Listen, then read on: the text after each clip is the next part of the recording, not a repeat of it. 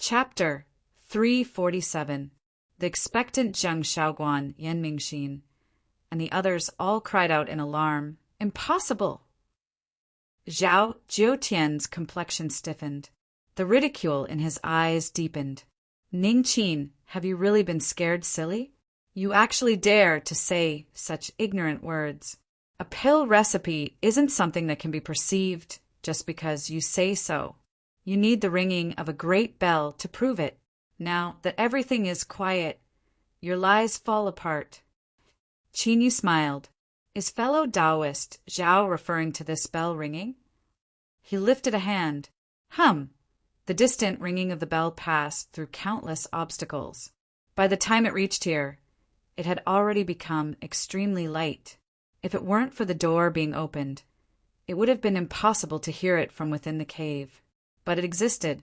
The sound of this bell couldn't be faked. Zhao Jiutian's eyes revealed a look of unwillingness and resentment. Today, his plan to borrow a knife to kill Qin Yu was no longer feasible. Even if he wanted to personally attack, he wouldn't have the chance to do so. The South Shine Nation officials would never allow him to harm Qin Yu, who had perceived the pill recipe. Qin Yu's eyes flashed. He swept his eyes over the shocked crowd, and a thought suddenly appeared in his mind. He quickly thought about it and determined just how feasible it was. Then he immediately made a decision. Then today, he would let himself be in the limelight. He would let these people know that pill recipes were a very simple matter for him. Thus, under Zhao Jiutian's unwilling gaze, Qin Yu lifted a hand once more and pointed at the void. The bell rang out a second time. Wei Ziqing's eyes widened, his face filled with shock.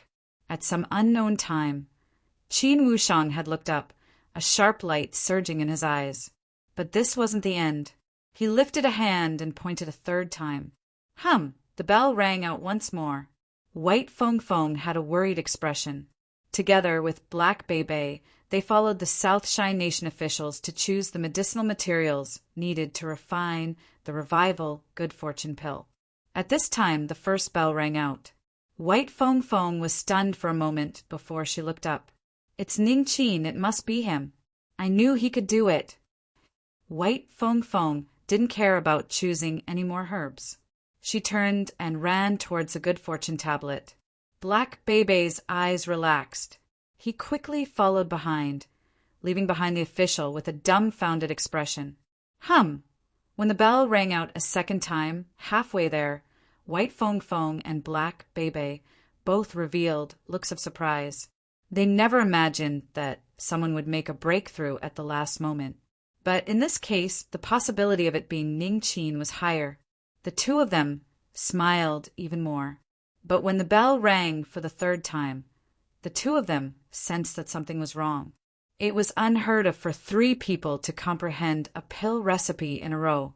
A sense of curiosity arose from the bottom of their hearts. The two of them moved even faster, wanting to know what had happened. Then, as they hurried on their way, the bell rang for the fourth time, the fifth time, the sixth time. In the end, the two of them were no longer in the mood to count. They just subconsciously opened their mouths wide, their minds buzzing. Along the way, the cultivators they met all had shocked expressions on their faces. Everyone's mind was in a mess. Could it be that the big clock was broken? Yes, it must be broken. White Feng Feng walked through the long passageway. When she arrived in front of the cave's entrance, she saw that everyone was left dumbfounded. Qin Yu's figure stood tall and straight in the crowd. She could see that he was slowly lifting his hand and constantly pointing it down. And with every finger he pointed, a bell would ring out. Even classmate White Feng Feng, who had always been confident in Qin Yu, couldn't help but freeze in place. She felt as if she were in a dream. At this time, Qin Yu saw her. He smiled and nodded a greeting. Then, perhaps because he thought that if he continued like this, everyone's eyes would pop out of their sockets. So he drew back his hand and faintly smiled. "Zhao Jiutian, does this prove that I have perceived the pill recipe?" Zhao Jiutian's cheeks twitched. His lips moved, but he couldn't speak. He crazily held in his heart. This was fake, it was all fake. There had to be a problem. Or perhaps Ning Qin had done something to it. But his remaining reason told him that it was best not to speak. Otherwise there would be trouble, great trouble. Because at this time Wei Ziqing and Qin Wushang's eyes were as bright as light bulbs. The warmth in their eyes could nearly melt steel. Little friend Ning Qin, you've kept me in the dark for so long. If it weren't for today's situation, would you have continued hiding it? Chief Steward Qin bitterly smiled. He quickly walked forwards. These past days, I have been focusing on refining the revival good fortune pill, so I have neglected little friend Ning Qin. Please don't take it to heart. Wei Ziqing was all smiles. I knew that little friend Ning Qin, as the #1 ranker of the competition, would one day amaze the world with a single brilliant feat, just as I thought. Today was just as I thought. Qin Yu felt that he had underestimated the skin of these great figures. The fact that their attitudes could change so naturally and smoothly was truly amazing. However, this was the effect he wanted. He smiled and said, "Today this junior couldn't restrain himself and had a conflict with fellow Taoist Zhao Jutian. I am truly ashamed of myself." Chief Steward Qin waved his hand. There was no conflict. You are all young and impatient, so it's normal for there to be some disputes. I believe that little friend Zhao absolutely won't care about this, right? The corners of Zhao Jutian's eyes jumped up. At this time, half his face was swollen like a steamed bun. What nonsense dispute!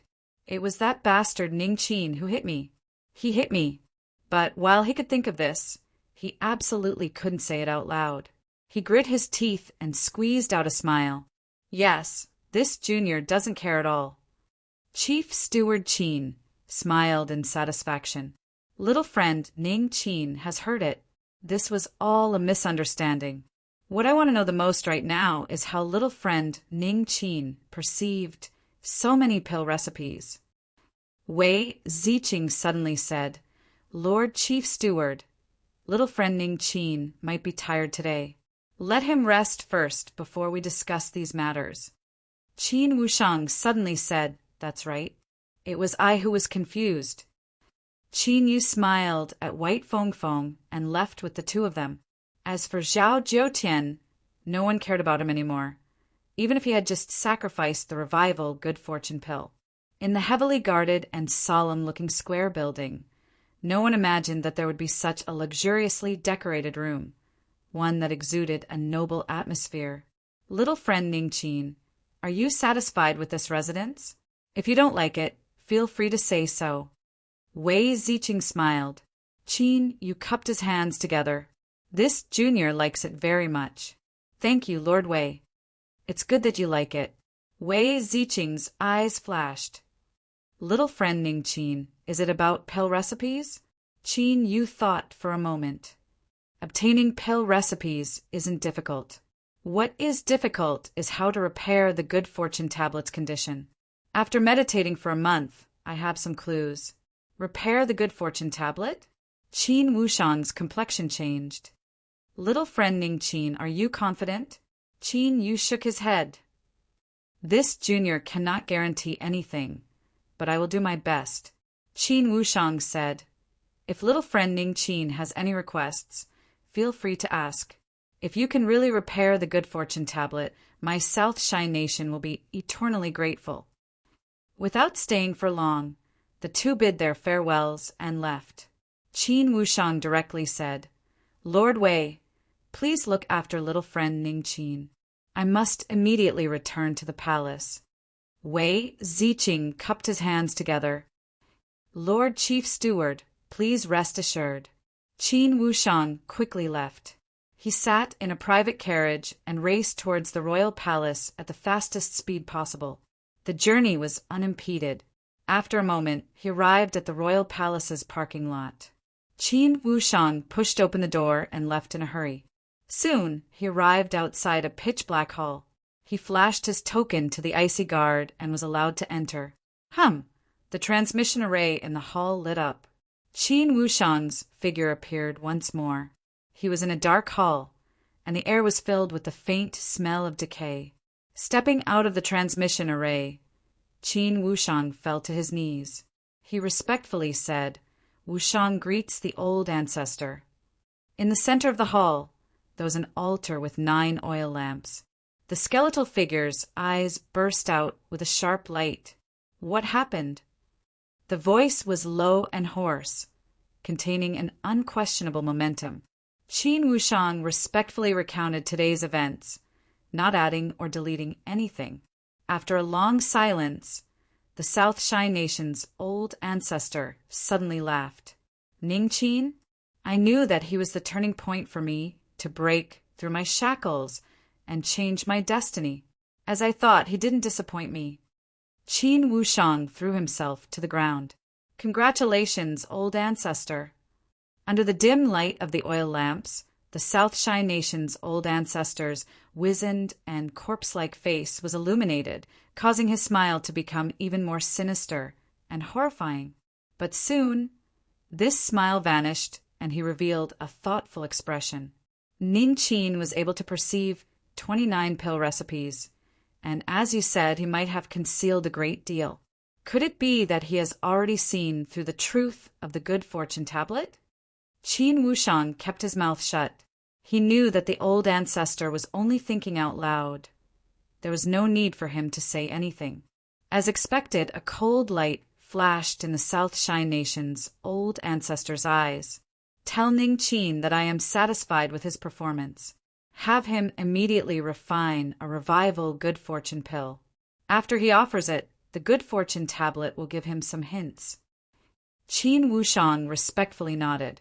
He carefully crawled up from the ground, took several steps back, and then walked into the transmission array. Shwa! Qin Wushang returned to the grand hall on the ground. As he walked out, he praised the old ancestor in his heart. The old ancestor's methods were truly swift and fierce. With just a single move, he was able to capture Qin Yu. As long as he sacrificed the revival good fortune pill, he would never be able to escape the old ancestor's grasp. To Qin Yu, a single bell ring 29 times was easy. After seeing through the dark golden runes on the good fortune tablet, obtaining the pill recipe was as easy as reaching out his hand. The reason he did this was to shock the South Shy Nation officials and also to buy more time for himself. To be able to obtain the old ancestor's attention without needing to personally refine the revival good fortune pill. In Qin Yu's opinion, this was the best result. But looking at Qin Wushang's amiable smile, he forced a smile inwardly. He knew that his little tricks were far too immature in front of the old ancestor, who was so old that he had turned into a monster. At the same time, he was able to confirm that there was another reason for sacrificing the revival good fortune pill. But even if Qin Yu knew this, he still couldn't refuse. Otherwise, it would arouse suspicion and lead to unpredictable consequences. So, beneath Qin Wushang's casual gaze, he frowned and slowly nodded. The old ancestor's words are reasonable. It was this junior who was wrong. Tomorrow, I will begin refining the pill. Qin Wushang laughed. Great. Little friend, what do you need? Give me the list of materials, and I will immediately prepare them. Qin Yu nodded. After marking the list, he handed the jade slip to Qin Wushang. The latter stood up and bid his farewells. Qin Yu sat in place, not moving. After a long time, he let out a long breath. He had already decided that he absolutely could not complete the pill refinement tomorrow. Even if he had to waste some of his lifespan, he had to delay it. The night passed without incident. The next day, Qin Wushang personally knocked on Qin Yu's door and led him to a brand new alchemy room. Little friend Qin Yu, the materials are all in your storage ring. Since you obtained the treasure furnace from the competition, I didn't prepare another pill furnace. Chief Steward Qin smiled. The old ancestor said that he believes little friend might be able to refine the pill today. Qin Yu felt a chill in his heart. He forced a smile. The old ancestor thinks too highly of this junior. I really don't have full confidence. Chapter 3:48. Qin Yu's complexion darkened. These words were clearly a reminder. It seemed that he could only use this method of refining failure once or twice at most. Otherwise it would lead to trouble. This would at most delay him for another half a month, that damned world-killing tribulation. Just when was it going to arrive? Qin Yu cursed inwardly. After a long time, he took a deep breath and suppressed his tumbling emotions. He lifted his hand and took out 9th province, as well as all the materials in his storage ring.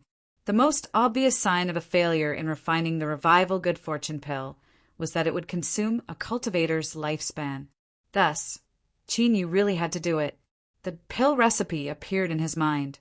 In truth, calling it a pill recipe wasn't too accurate. It was more accurate to call it a pure fluctuation of consciousness. Only by perceiving the cultivator could one truly understand the meaning within. Otherwise, even if the pill recipe was repeated, no one would be able to successfully refine it.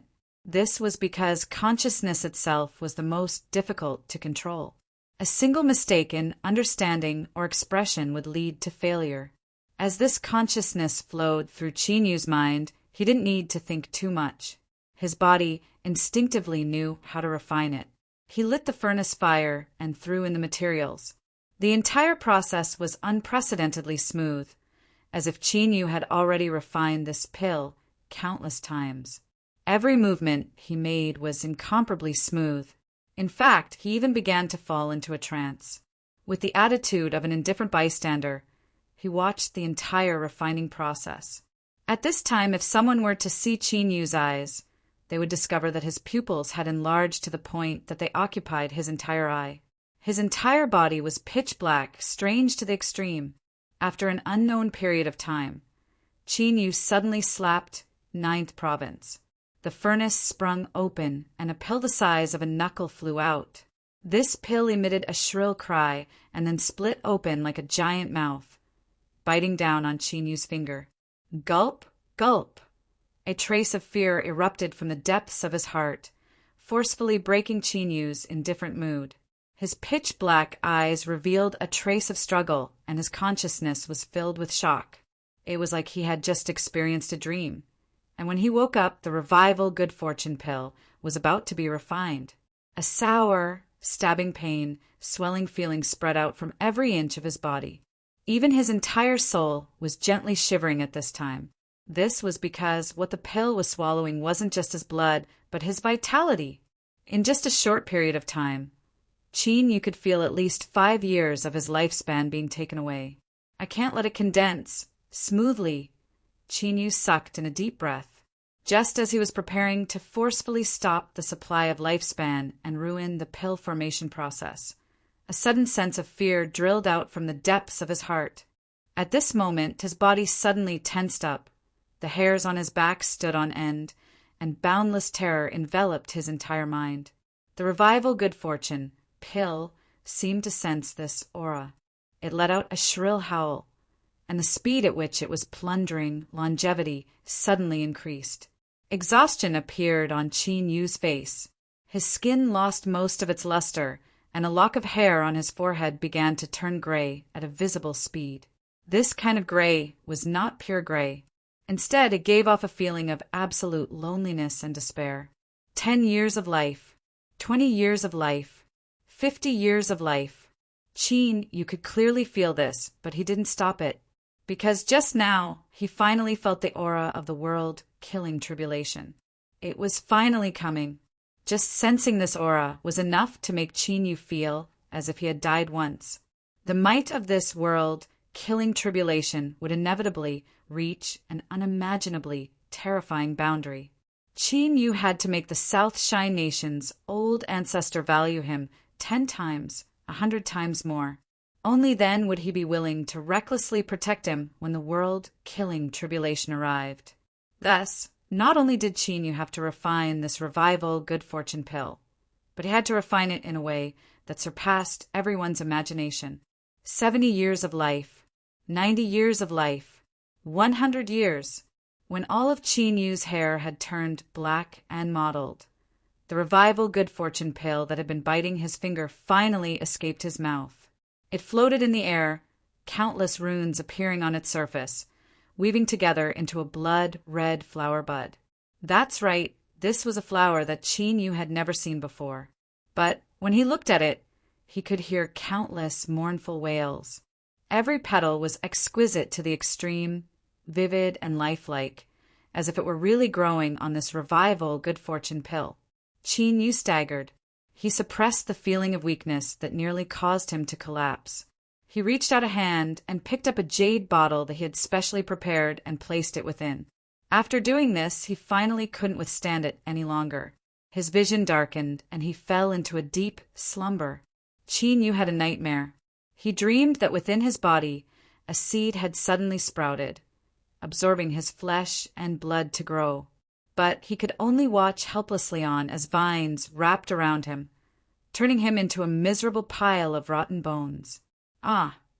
With a loud cry, Qin Yu opened his eyes. At some unknown time, he had returned to his dwelling. Although his body was still sore and weak, he had recovered some of his strength. Although he knew that it was only a dream just now, as he recalled that vivid feeling, Qin Yu felt his heart turn cold. He quickly suppressed his thoughts. The door opened from the outside. As a beautiful maid saw Qin Yu wake up, she was pleasantly surprised. She bowed and hurried away. Soon, Chief Steward Qin walked in. But after he entered, he only glanced at Qin Yu before standing to the side, bowing his head in respect. The old man who came in was thin, and his eyes were bright and warm. A warm smile hung on his lips. Qin Yu's eyes widened. Just as he was about to stand up, he was stopped by this old man. Little friend has spent a great deal of effort to save my South Shine Nation's holy relic. I am also grateful, so there is no need to be so polite. Looking at the smiling old man in front of the window, Qin Yu's heart shook. He never thought that with this old man's status, he would personally come here. This old man was the incarnation of the South Shine Nation's old ancestor. Qin Yu had already seen him at the martial field. Old ancestor, this junior is too frightened. I don't know what to say. Qin Yu's thoughts raced. It seemed as if he had already achieved his goal, but his face perfectly displayed the fear and trepidation that a junior should have. The South Shine Nation's old ancestor smiled, satisfied with Qin Yu's response. You have lost a great deal of your lifespan this time. Although I have already ordered people to give you the most precious treasures, they still cannot restore your lifespan.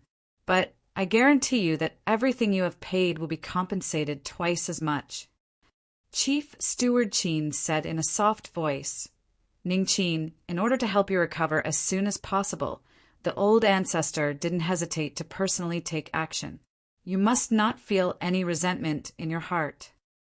Qin Yu quickly shook his head. He earnestly said, everything was done voluntarily by this junior. Otherwise, it would have been impossible for this revival good fortune pill to absorb so much of my lifespan. His expression was calm and sincere, but his heart was heavy. To the current Qin Yu, losing 100 years of lifespan was a price he couldn't bear. But in the face of the world's killing tribulation, he could only do this in order to survive. Chief Steward Qin praised Qin Yu several times, praising him until he looked like a blooming flower. After Qin Yu revealed an excited expression, he casually brought up the main topic. Ning Qin, the old ancestor's time is precious. In order to save you, he has already delayed a great deal. When do you think you can make the sacrifice? The old ancestor is also looking forward to seeing the effects of this revival good fortune pill. The South Shine Nation's old ancestor smiled, not speaking. Qin Yu cursed inwardly. He quickly said, this junior can do it now. He struggled to stand up. There was no need to pretend at all. In his dizzy state, Qin Yu tottered. Chief Steward Qin supported him. Ning Qin, can you continue? Qin Yu's heart became increasingly cold. He smiled and nodded. Luckily, after walking for a while, his limbs and bones began to emit a bit of warmth. The building that housed the good fortune tablet seemed to have been cleared out today. Along the way, he didn't encounter anyone. Qin Yu was supported all the way to the black door. The South Shy Nation's old ancestor flicked his sleeves and the door slowly opened. He was the first to enter. Chief Steward Qin let go. Ning Qin begin. Qin Yu walked towards the stone tablet. Behind him, the South Shy Nation's old ancestor still had a calm expression. It was just that a bit more dignified and dignified. 30 feet away, a dark, golden halo appeared. But it didn't stop Qin Yu at all. Rather, it impatiently wrapped around Qin Yu and pulled him close. The South Shy Nation's old ancestor's eyes erupted with a bright light, revealing a hint of excitement. An extremely rich, dark golden light covered Qin Yu. I will sound it out in his mind, asking him whether or not he was willing to make the sacrifice. Qin Yu was nervous. He took a deep breath and chose to confirm. In his hand, the jade bottle that held the Revival Good Fortune pill flew up on its own, vanishing into the dark golden light. Qin Yu could feel the jade bottle being crushed by an invisible strength. The pill that contained 100 years of his life was like a drop of water falling into the sea, falling into the Good Fortune tablet. In front of Qin Yu, a dark golden rune suddenly erupted with an unimaginable light. Massive sections of the blocked passage rapidly melted away. In just several breaths of time, the withered passage was restored to its original state. He could hear the excited cheers of the dark golden rune in his ears. From the brink of destruction, it had obtained a new life. The South Shy Nation's old ancestor's face suddenly flushed red. The ground beneath his feet quietly disintegrated into powder. As his eyes fell on Qin Yu's back, they turned blazing hot. Indeed, he hadn't guessed wrong. This junior was his greatest lucky chance. Qin Yu, who was regarded as the greatest lucky chance by the South Shy Nation's old ancestor, revealed a look of astonishment and shock on his nervous face. He never thought that he would encounter such a situation. Perhaps it was because the Revival Good Fortune pill contained far too much of Qin Yu's life. But after it was absorbed by the Good Fortune tablet and repaired the dark golden rune, there was still some left over. It was these leftovers that preserved some of Qin Yu's blood within the pill. He didn't know what to say, but it seemed as if this blood was being absorbed by the Good Fortune tablet itself. Then there was a faint bloodline connection between Qin Yu and himself. Recognizing him as master, Qin Yu never imagined that the pill he dreaded so much as a sacrifice would actually cause such a result. Like this, the Good Fortune tablet in front of him had become his. No, right now there was only a faint bloodline connection with him. It couldn't be considered a complete refinement. In order to truly recognize him as master, he would need more blood. Even so, through this connection, Qin Yu finally understood why the South Shy Nation regarded the Good Fortune tablet as a holy object, and why the old ancestor regarded the Revival Good Fortune pill with such importance. A deep chill flashed in Qin Yu's eyes. He spent a great deal of effort to suppress the shaking in his heart. His thoughts raced. This was because he discovered that he seemed to have some sort of chance to turn from guest to host. But in order to do this, he would have to pay even more of his life. Chapter 349. Suddenly, the Good Fortune tablet gently trembled. Its small body emitted an endless momentum, as if it were an ancient divine mountain that supported the heavens and earth. Then, bathed in the dark golden light, Qin Yu's thoughts were suddenly interrupted. His eyes widened in shock, endless shock filling his face. This was because at this time, an extremely pure magic power, with the dark golden light as a medium, fused into his body through his pores. Although there was a vast amount of it, it didn't cause any pressure to Qin Yu at all. He felt as if he were soaking in warm water, so comfortable that he almost fell asleep. But right now, Qin Yu didn't have any thoughts of sleeping. His mind was filled with excitement and disbelief. This was because the magic power that fused into his body seemed to be his own strength to begin with. Without any rejection, It gathered in his Dantian Sea and was absorbed by the 5-element nascent souls. Qin Yu could hear the excited cheers of the nascent souls. As they crazily absorbed the magic power, their cultivations began to rapidly rise. Nascent soul, 5th level. Nascent soul, 6th level. Nascent soul, 7th level. Nascent soul, 8th level. Qin Yu was originally worried that this sort of rapidly rising cultivation would cause his foundation to become unstable and affect his future cultivation. But he soon discovered that he was worrying too much. The magic power that came from the good fortune tablet seemed to have been tempered countless times. After it was thoroughly tempered, it transformed into Qin Yu's cultivation. Not only did his foundation not become unstable because of this, but because he absorbed this magic power, it became even more stable than before. Finally, when the dark golden light faded away, Qin Yu's cultivation broke through another level, reaching the early 9th level of nascent soul.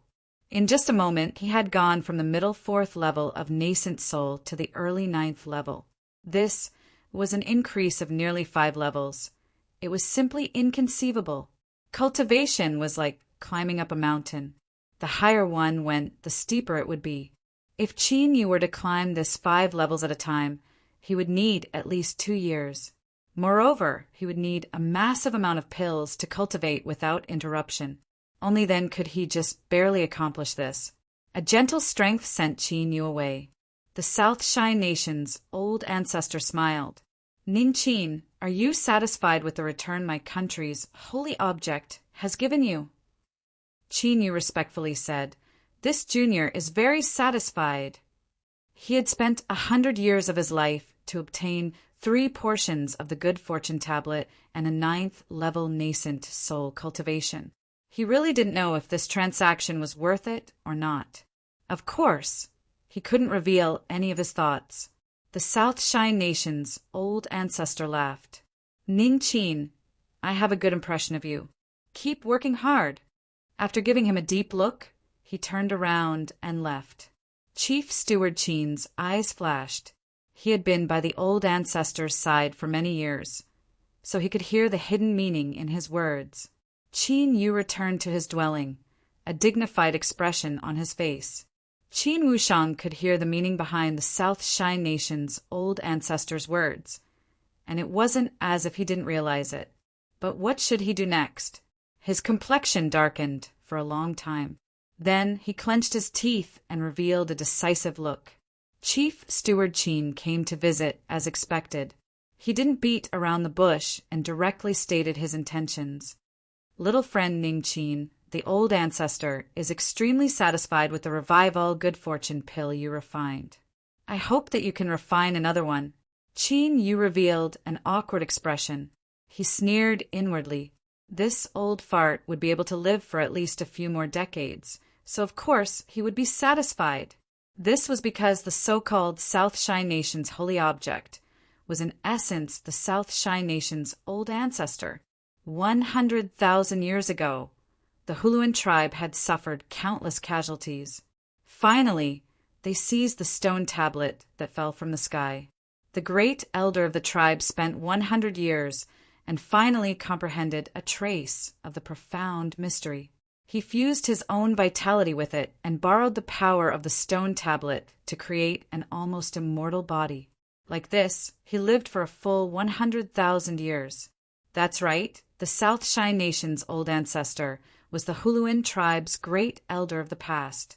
This matter could be called the South Shine Nation's greatest secret.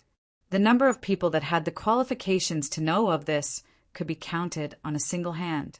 Qin Yu was only able to learn of this through his connection with the Good Fortune tablet. Although he already had a plan in mind, Qin Yu remained silent. He waited for Qin Wushang to state his conditions. And indeed, Chief Steward Qin said in a low voice, The old ancestor knows that refining this pill will consume a great deal of your lifespan. So he ordered me to make a promise to you. If you agree to refine it again, you can freely choose any treasures from the South Shine Nation's treasury. Qin Yu's eyes brightened as if he were moved. But There was still a bit of hesitation in his eyes. Qin Wushang wasn't surprised.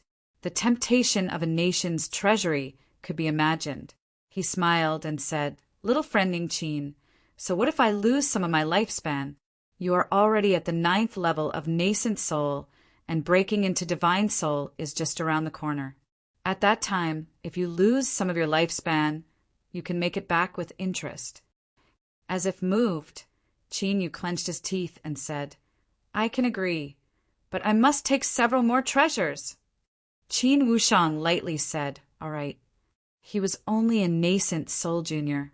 Even if he entered the treasury, how much would he dare to take? It had to be known that any random item inside was priceless. Unfortunately, Chief Steward Qin didn't know that Qin Yu already knew how important the revival good fortune pill he refined was to the old ancestor of the South Shine Nation. Thus, the following experience couldn't be considered wonderful for him. As soon as he said he would leave, Qin Yu sat in Chief Steward Qin's private car and sped towards the royal palace. On the way, through the car window, he experienced for the first time the magnificence and prosperity of the capital city. It was truly extraordinary. In the parking lot, Chief Steward Qin pushed open the door. He had made a phone call before, so there were already people waiting for him. "Little friend Ning Qin, let's go." The South Shine Nation's treasury was, as he expected. It was built deep within the royal palace, and there was naturally no need to mention how heavily guarded it was. What startled Qin Yu the most was that there was a faintly discernible aura that covered the entire world. If anything were to happen, it would instantly welcome a destructive attack. A strange light flashed in Chief Steward Qin's eyes. He had deliberately arranged this so that Qin Yu would feel awe in his heart. Afterwards, he naturally wouldn't dare to be too insolent. Even so, his expression was light and carefree. He reached out a hand and gestured, "Little friend Ning Qin, please."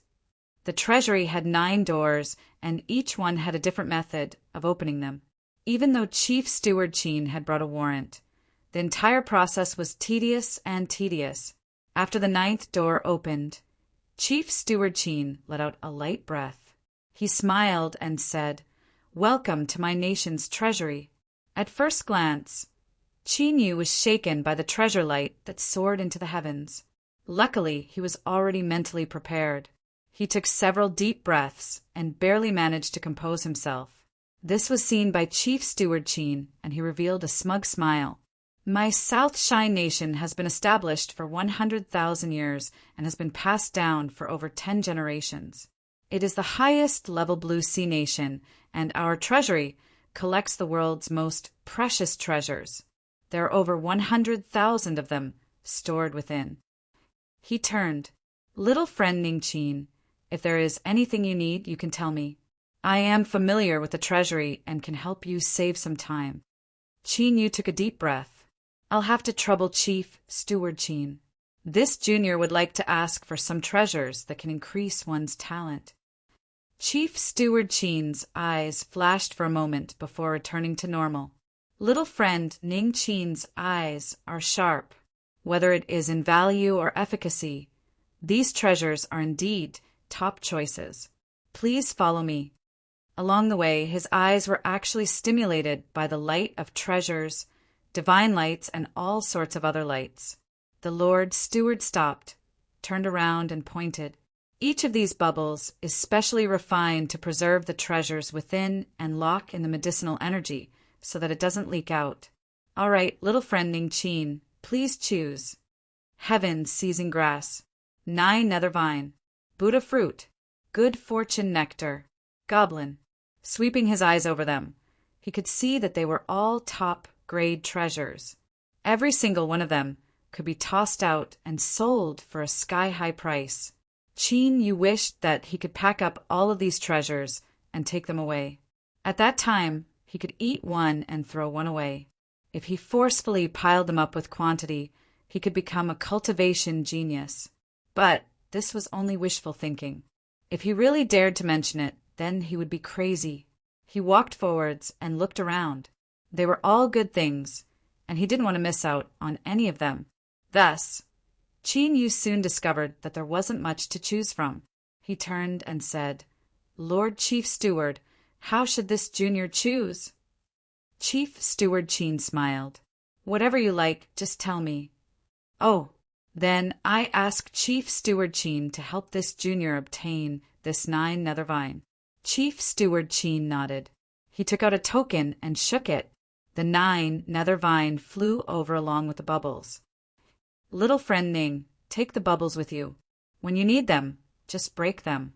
The Lord Chief Steward sighed. In order to seal these heavenly materials, the old ancestor specially ordered dozens of array grandmasters to create these bubbles. Just these bubbles alone are worth over 100,000 spirit stones. His words were telling Qin Yu just what the price of the items he chose were. "You brat, you need to know when to stop." Qin Yu had an enlightened expression. He carefully put away the 9 nether vine and pointed a finger. "There is also this Buddha fruit." Chief Steward Qin's smile widened. He took the Buddha fruit. And also this, the 9 heavens thunder essence liquid. Chief Steward Qin didn't want to laugh anymore. As he watched Qin Yu put away the 3 bubbles into his storage ring, his heart began to bleed and twitch. "Cough, cough, little friend Ning Qin, is there anything else you need?" In all honesty, this was purely a polite greeting. In Qin Wushang's opinion, Qin Yu choosing these 3 talent-enhancing treasures was already out of line. But the response he received caused his field of vision to darken. Qin Yu awkwardly smiled. "This junior also wants to take a look at treasures that can strengthen the soul. I've lost too much of my lifespan, and I can't wait to enter the divine soul realm." A moment later, Chief Steward Qin cursed inwardly. "Didn't you say you wanted to take a look? You bastard! You still dared to choose? You actually dared to choose." He looked at Qin Yu and asked for a star essence soul, a sea soul flower, a god's spirit grass, and a cloud turning fruit. If it weren't for the fact that the old ancestor had ordered him to satisfy any of Qin Yu's needs, Chief Steward Qin swore that he would have smashed this greedy little bastard to pieces. "It's only 100 years of lifespan, you bastard. Do you really think an inch of your life is worth an inch of gold? You bastard. This was just a joke." Taking a deep breath, Chief Steward Qin squeezed out a smile. "Ning Qin, we should go." Qin Yu looked up, a look of surprise on his face. That expression of complete and utter disbelief nearly caused Chief Steward Qin to explode with rage. Luckily, this brat seemed to understand that he couldn't go too far. He soon nodded. Chief Steward Qin turned and led the way. His footsteps were much faster than when he arrived. If he could, he wished he could grab Qin Yu and throw him out. This bastard, what was he looking around for? Did he dare to open his mouth again? Did he really think he was made of mud? "Cough, cough, Lord Chief Steward, please wait a moment." Chapter 350. After another hour passed, Chief Steward Qin walked out of the treasury in a daze. Everything that had happened just now replayed in his mind. He was flabbergasted at how he had managed to hold on and not tear Ning Qin to shreds. This bastard. He clenched his teeth. When Chief Steward Qin cursed out loud, he discovered that Qin Yu's figure had already vanished from sight. That bastard, where did Ning Qin go? Several subordinates panicked. This was the first time they had seen Chief Steward Qin angered to such an extent. They quickly replied that Ning Qin saw that the Lord's complexion wasn't good just now, so he took the initiative to leave. He ran quite fast. Chief Steward Qin rubbed his temples. He could feel blue veins popping up on his forehead. He quickly took a deep breath, afraid that his blood vessels would explode from his anger. Chief Steward Qin turned and left. He had to report this matter to the old ancestor. In the same pitch-black hall, a pale-faced Chief Steward Qin stepped into the transmission array. With a flash of light, he appeared deep within the underground palace. He knelt on the ground, gnashing his teeth. "Old ancestor, this old servant just sent Ning Qin away." Within the 9 oil lamps, the South Shy Nation's old ancestor lightly said. To anger you to such an extent, it seems Ning Qin's appetite is quite great. If it weren't for the old ancestor standing in front of him, Qin Wushang would have cursed out loud. This little bastard's actions couldn't just be described as having a great appetite. Forcefully suppressing his anger, Chief Steward Qin listed out all of Ning Qin's evil deeds. Old ancestor, Ning Qin took 3 treasures from the treasury to increase one's talent. He took 4 treasures to strengthen the soul. He took a set of rare spirit plant seeds. He took a supreme soul protecting treasure. He took an ancient divine sword. Even someone as calm as the South Shy Nation's old ancestor couldn't help but widen his eyes halfway through. Anger and shock filled his face. Not to mention anything else. Just that set of rare spirit plant seeds was something that the South Shy Nation had spent countless years to obtain. Some of them were already extinct in the land of divinity and demons. They were absolute rarities. There were even some that he had made in preparation for breaking into the Calamity immortal realm. But soon, these angry emotions vanished without a trace. The South Shy Nation's old ancestor had a thoughtful look on his face. He looked at Qin Wushang and said, "You want to remind me that Ning Qin has already sent something?" Chief Steward Qin respectfully said, "This old servant doesn't dare to speak nonsense. It's just that Ning Qin's actions today were a bit excessive." The South Shy Nation's old ancestor nodded. "Not bad. These years of comfortable idleness haven't worn away your vigilance." Chief Steward Qin remained humble. "What does this old servant need to do?" The old ancestor smiled. "There is no need. For Ning Qin to comprehend so many pill recipes and even refine the incredibly potent revival good fortune pill, it wasn't strange for him to sense something. But what he knows is only the surface. Otherwise, how would he dare to offer a sacrifice to the good fortune tablet?" His complexion became tranquil once more. "Give it to him and satisfy all of Ning Qin's requests. Do you understand what I mean?" Chief Steward Qin kowtowed. "This old servant understands." He got up and retreated. The uneasiness in his heart dissipated. Since the old ancestor was so calm, it meant that Ning Qin was clearly in control. Even if he used up all of these treasures, in the end they would still belong to the old ancestor. Qin Yu returned to his dwelling in the square building. He isolated himself with 9th province and sneered. "Did you really think that what was yours and what was mine was also yours? How naive! These things could be considered interest collected in advance for 100 years of his lifespan. The bigger part would come later." Qin Yu's eyes lit up with anticipation. He immediately went into seclusion. He was looking forward to the effects of these 3 top talent-enhancing treasures. He flipped his hand and took out a jade box. After opening it, a dark vine appeared. It seemed to contain an absolute low temperature, constantly emitting a bone-chilling chill. 9 nether vine. Qin Yu lifted a hand and pointed a finger at it. After fusing his aura into it, the 9 nether vine flew up and circled above his head. 12 hours later, there was a light popping sound, and the Buddha fruit above his head completely vanished. Qin Yu's eyelids trembled, and he slowly opened them. Without pausing, Qin Yu took out an essence chin pill and swallowed it. A moment later, he opened his eyes. There was a hint of joy in them, but they soon turned to helplessness.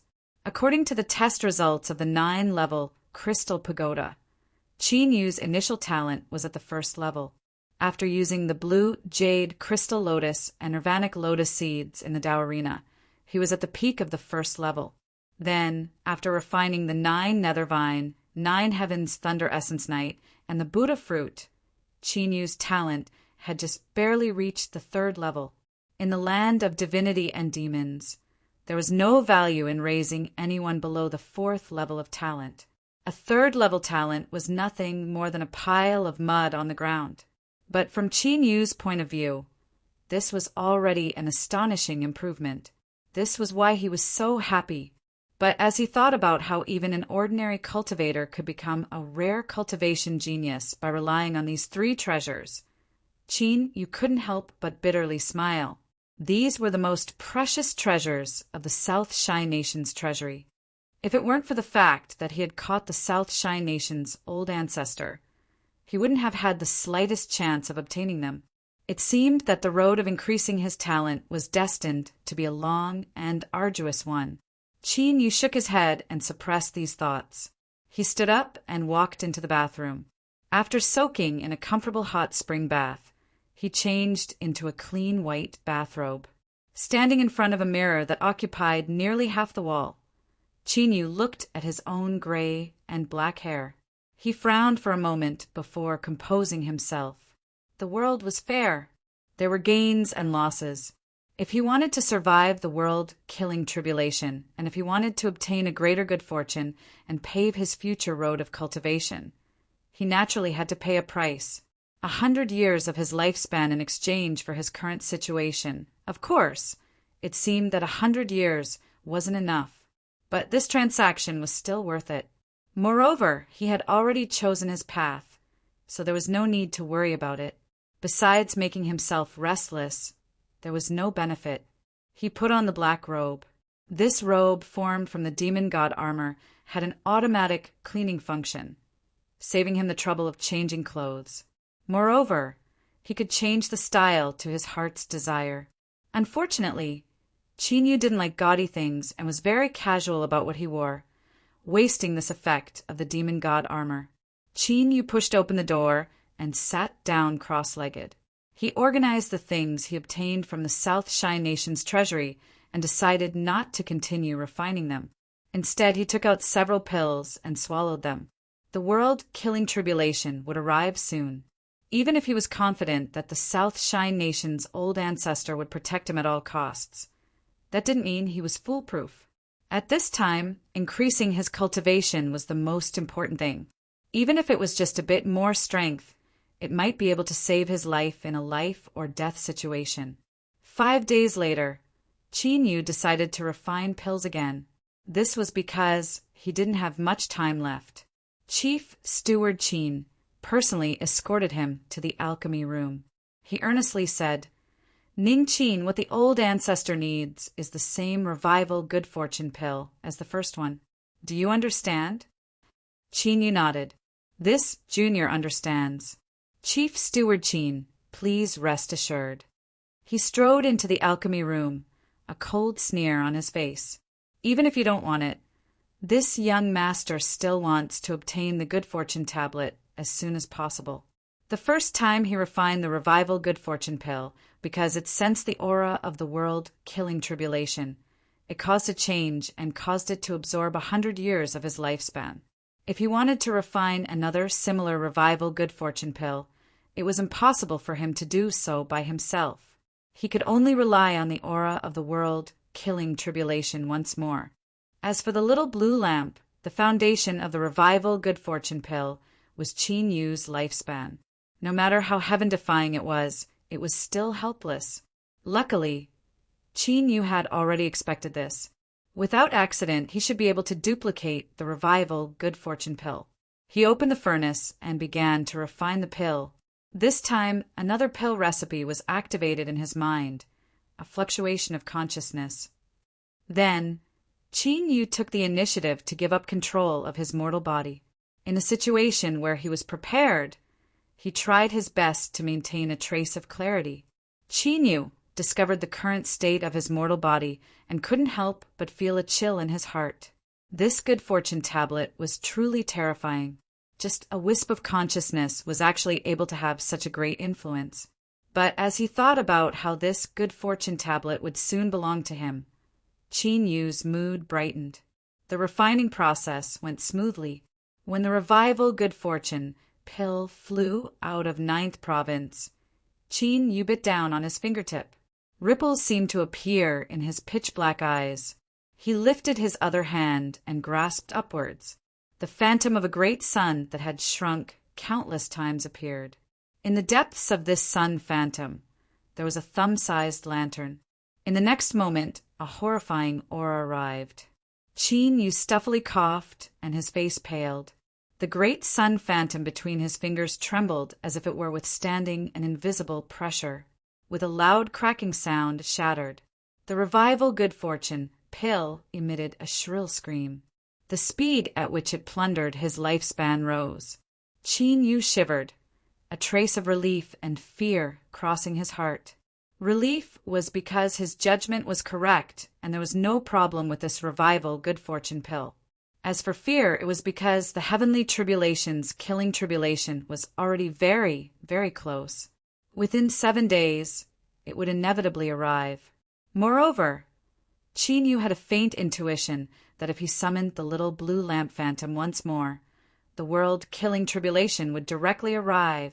Perhaps it was because he had the experience of having his lifespan crazily plundered before, or perhaps it was because his cultivation had risen to the 9th level of nascent soul, but his resistance had increased. Qin Yu didn't fall unconscious this time. Instead, he dragged his sweat-soaked body and opened the alchemy room doors. He met Qin Wushang's eyes and nodded. He saw a smile on his face, but it was actually a forced one. Chief Steward Qin thought he was feeling unwell and didn't think too much about it. He warmly said, "Someone bring little friend Ning Qin to rest." Qin Yu waved his hand. "This junior can still persist, so let's first complete the sacrifice." Qin Wushang naturally didn't have any objections to this. He pretended to worry about Qin Yu's body, but after a moment of hesitation, he agreed. He clapped his hands, and the 4 expressionless guards that had been standing guard outside the cave suddenly appeared, carrying a soft sedan. "Little friend, please." Qin Yu smiled and nodded. He cursed these hypocrites inwardly. They had even prepared the sedan, and yet they were still pretending. As he thought, he had underestimated the thickness of these old fellows' skin. He needed to be more mentally prepared in the future. Without speaking, Qin Yu closed his eyes in meditation. When he opened them, he had arrived outside the black door. Wei Ziqing was waiting here. He took out a token and opened the door. Then he said to Qin Yu, "Little friend, you were able to refine 2 revival good fortune pills in such a short period of time. That is truly admirable." Behind him were 2 people, White Fong Fong and Black Bei Bei. Seeing Qin Yu look at them, Wei Ziqing smiled and explained, "Little friend Black has just completed the sacrifice. He is a good young man." Qin Yu relaxed a little. It seemed that this girl, White Fong Fong, hadn't completed the refinement yet. He should find a chance to remind her. As for Black Bei Bei, he could only rely on his luck in the future. Qin Yu smiled at White Fong Fong. "Wait a moment. Come to my residence. There are some things I need to talk to you about." There was no need to avoid it too much. After all, it wasn't a secret that the 2 of them were relatively close. White Fong Fong looked at his head. His hair had already turned completely gray, and her eyes reddened. She quickly nodded. Without further delay, Chief Steward Qin led Qin Yu in. Even Wei Ziqing stayed outside on his own initiative. Chapter 351. Qin Yu began to offer his sacrifice. The process wasn't any different from the first time. The only difference was that the Good Fortune Tablet or the South Shy Nation's old ancestor gave him more magic power. Soon, the 5-element nascent souls erupted with divine light. They had reached their limit and were unable to absorb any more. But with the dark golden light as a medium, pure magic power continued to pour into his body. Surprise flashed in Qin Yu's eyes, but he didn't panic. This was because he was sure that whether it was the Good Fortune Tablet or the South Shy Nation's old ancestor, neither of them would harm him right now. And indeed, as magic power continued to pour into his nascent souls, invisible shackles began to appear in the dark golden light. This shackling strength fell onto Qin Yu's nascent souls. It was like layers upon layers of shackles, wrapping around them and giving them an extremely powerful withstanding ability. Thus, magic power continued to pour into the nascent souls. In a situation where the nascent souls were imprisoned and couldn't explode, the magic power began to condense. This was certainly a good thing. After condensing the magic power, the quality would greatly increase. Moreover, the nascent souls could free up space. But to Chinyu, this was an extremely refreshing enjoyment. The general feeling was like you were filled to the brim, but there was still a large hand that was trying to open your mouth and stuff it inside. And the key point was that you couldn't stop it and you could still eat it. It was only after an hour that the dark, golden light faded away. When Chinyu was sent 30 feet away, he staggered and nearly fell down. The ground began to crack and crack. He turned around and retched. After a long time, he barely managed to calm down. Chief Steward Chin's eyes revealed a look of understanding. He had already guessed the old ancestor's thoughts. His eyes fell on Chinyu's back, a light flashing in his eyes that soon turned warm. Little friend, only by experiencing hardship can you rise above others. Your harvests today are enough to make countless proud children of heaven envious. Chinyu cupped his hands together and weakly nodded. He naturally knew that what the other party said was the truth. This was because he was still at the 9th level of nascent soul. But the difference between his current 9th level nascent soul and his previous cultivation was as great as the heavens and earth. In terms of pure magic power, he was at least twice as strong as before. This was because the good fortune tablet was consolidating his foundation. If Chinyu told others in the future that he walked the Golden Core faction, no one would believe him. Nonsense, with your sturdy concrete foundation, saying that it was built up by the accumulation of medicinal pills. Who are you trying to bluff? Disregarding everything else. Just this foundation alone was enough for him to compare with the top proud sons of heaven within the land of divinity and demons. And the more solid one's foundation was, and the deeper one's background was, the greater the increase in one's combat strength would be when they broke into the divine soul realm. This was simply an opportunity that countless cultivators yearned for even in their dreams. Unfortunately, only the most valued descendants of the superpowers had the qualifications to enjoy it. This was because one needed to be at least a peak blue sea realm superpower house to have the qualifications to act. Moreover, this would have a certain influence on one's cultivation. The South Shine Nation's old ancestors' rewards were truly generous, but what a pity, he didn't have any good intentions. After completing the sacrifice, the soreness in his body was alleviated as his cultivation rose. But his soul was still filled with exhaustion. He suppressed the discomfort, and his thoughts raced. Lord Chief Steward, this junior is very tired. I will bid my farewells first. There was a hint of hesitation in his eyes. Qin Wushang furrowed his eyebrows. Ning Qin, is there something you need? Chinyu forced out a smile. No. Watching him leave, Chief Steward Qin's thoughts raced. He felt that something wasn't right with Ning Qin's performance. White Fong had been waiting outside the entire time. When Chinyu came out, his eyes flashed. He said, "Since you're waiting here, come with me." The two didn't speak. They returned to Chinyu's residence. After the door closed, Chinyu took out 9th province and sat down on the sofa. He smiled and said sit. White Fingfing's eyes turned red. "Big brother Baoyu, your hair, woo-woo! How could it be like this?" Chinyu was a bit moved.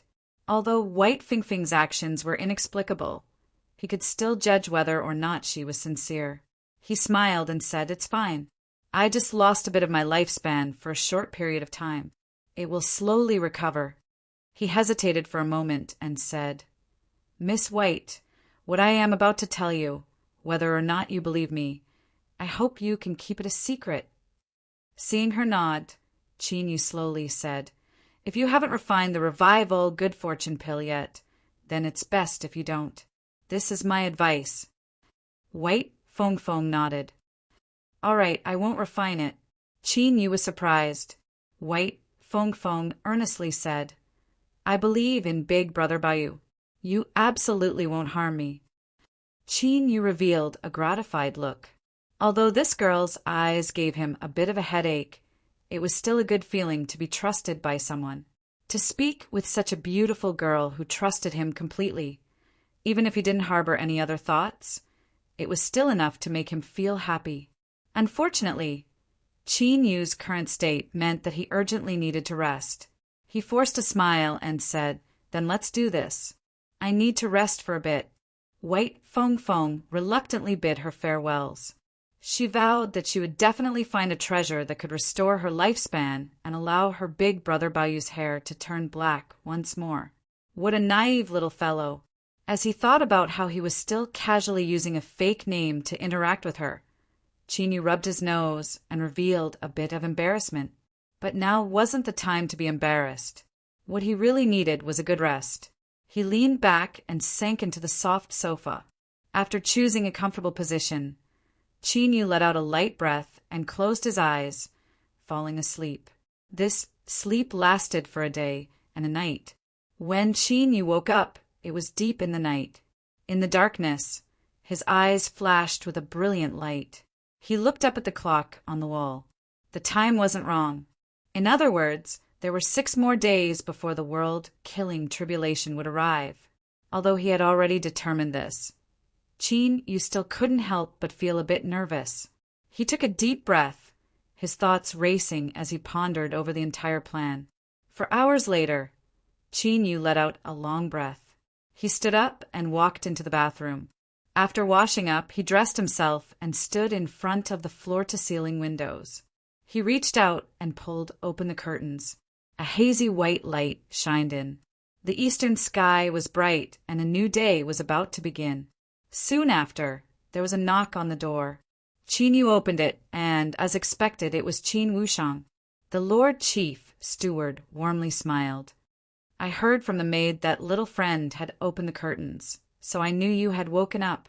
I hope I didn't disturb you?" Qin Yu cupped his hands together. "Chief Steward is too serious. Please enter." He turned to the side and invited him in.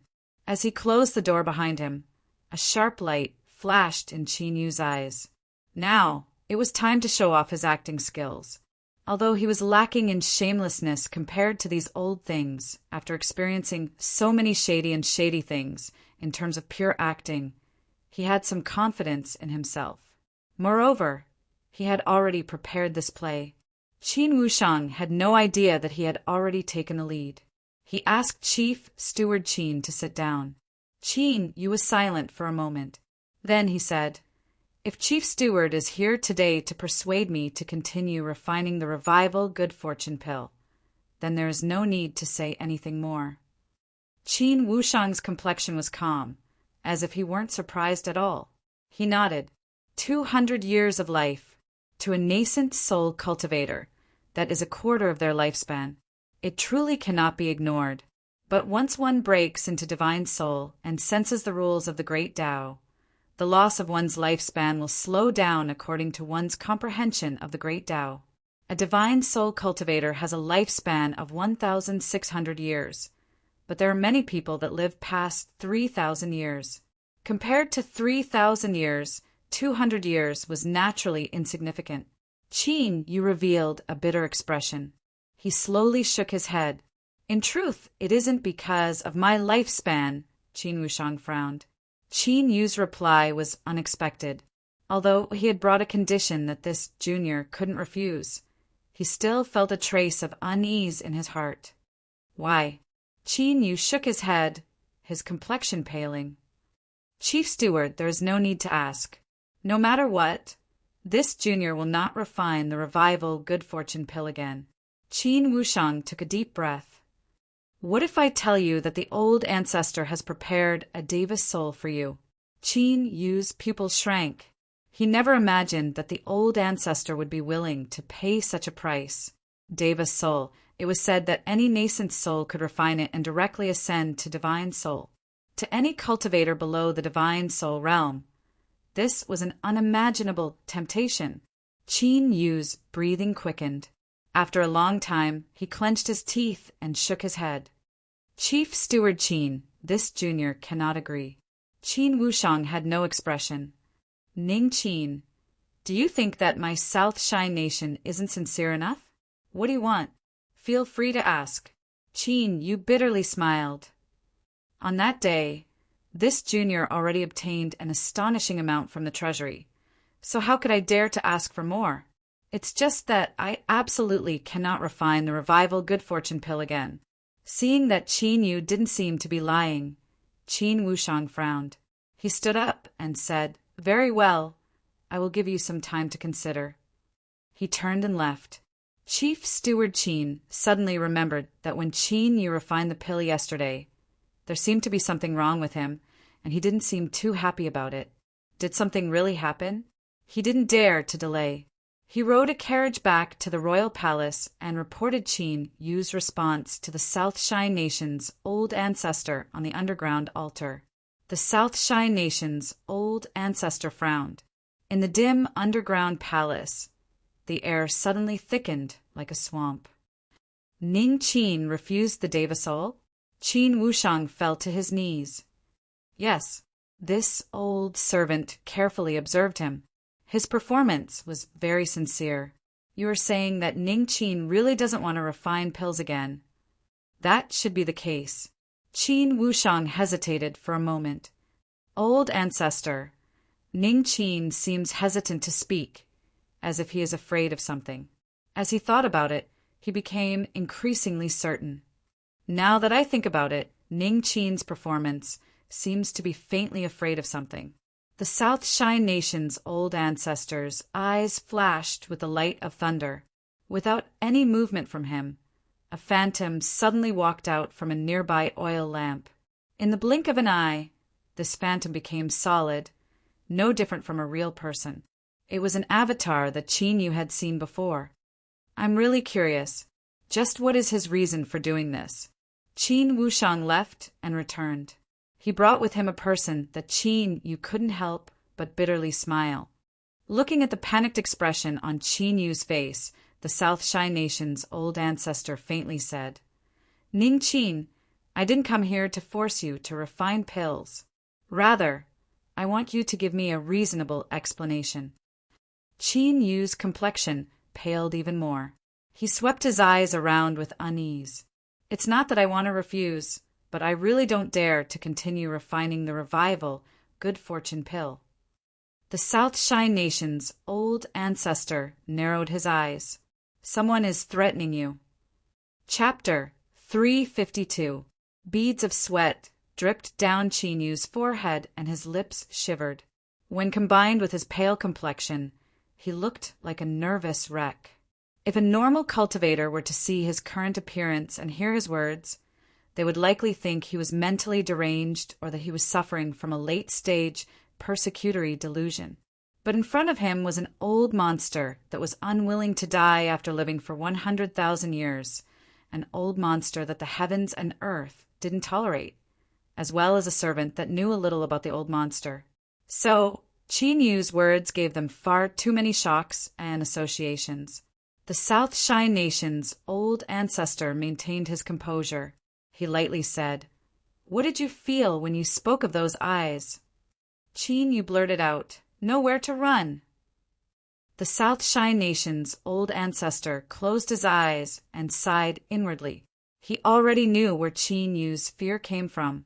The will of the world, it was because he had experienced the terror of those invisible eyes.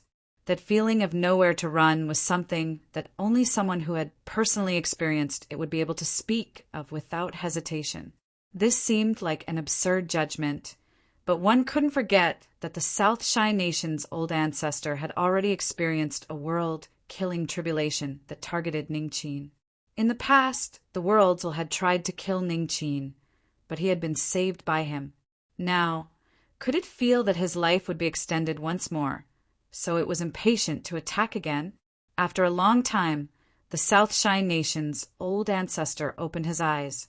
Within his deep eyes, two ghostly flames seemed to burn. His voice was even colder, carrying with it a chill that penetrated into the soul. "You want to destroy my hope? Then let's fight. Let's see if you can kill me, or if I can continue living." He looked at Qin Yu. "I guarantee you that no matter what happens, you will not be harmed. So, I hope that you can refine another revival good fortune pill." As if he could see Qin Yu's thoughts, the South Shy Nation's old ancestor lifted a finger. One last pill. I only ask that you refine one last one. Besides the Deva soul, I will lend you another supreme treasure. He traced his wrist and took out a bracelet. It was pitch black all over and had a thick layer of paste wrapped around it.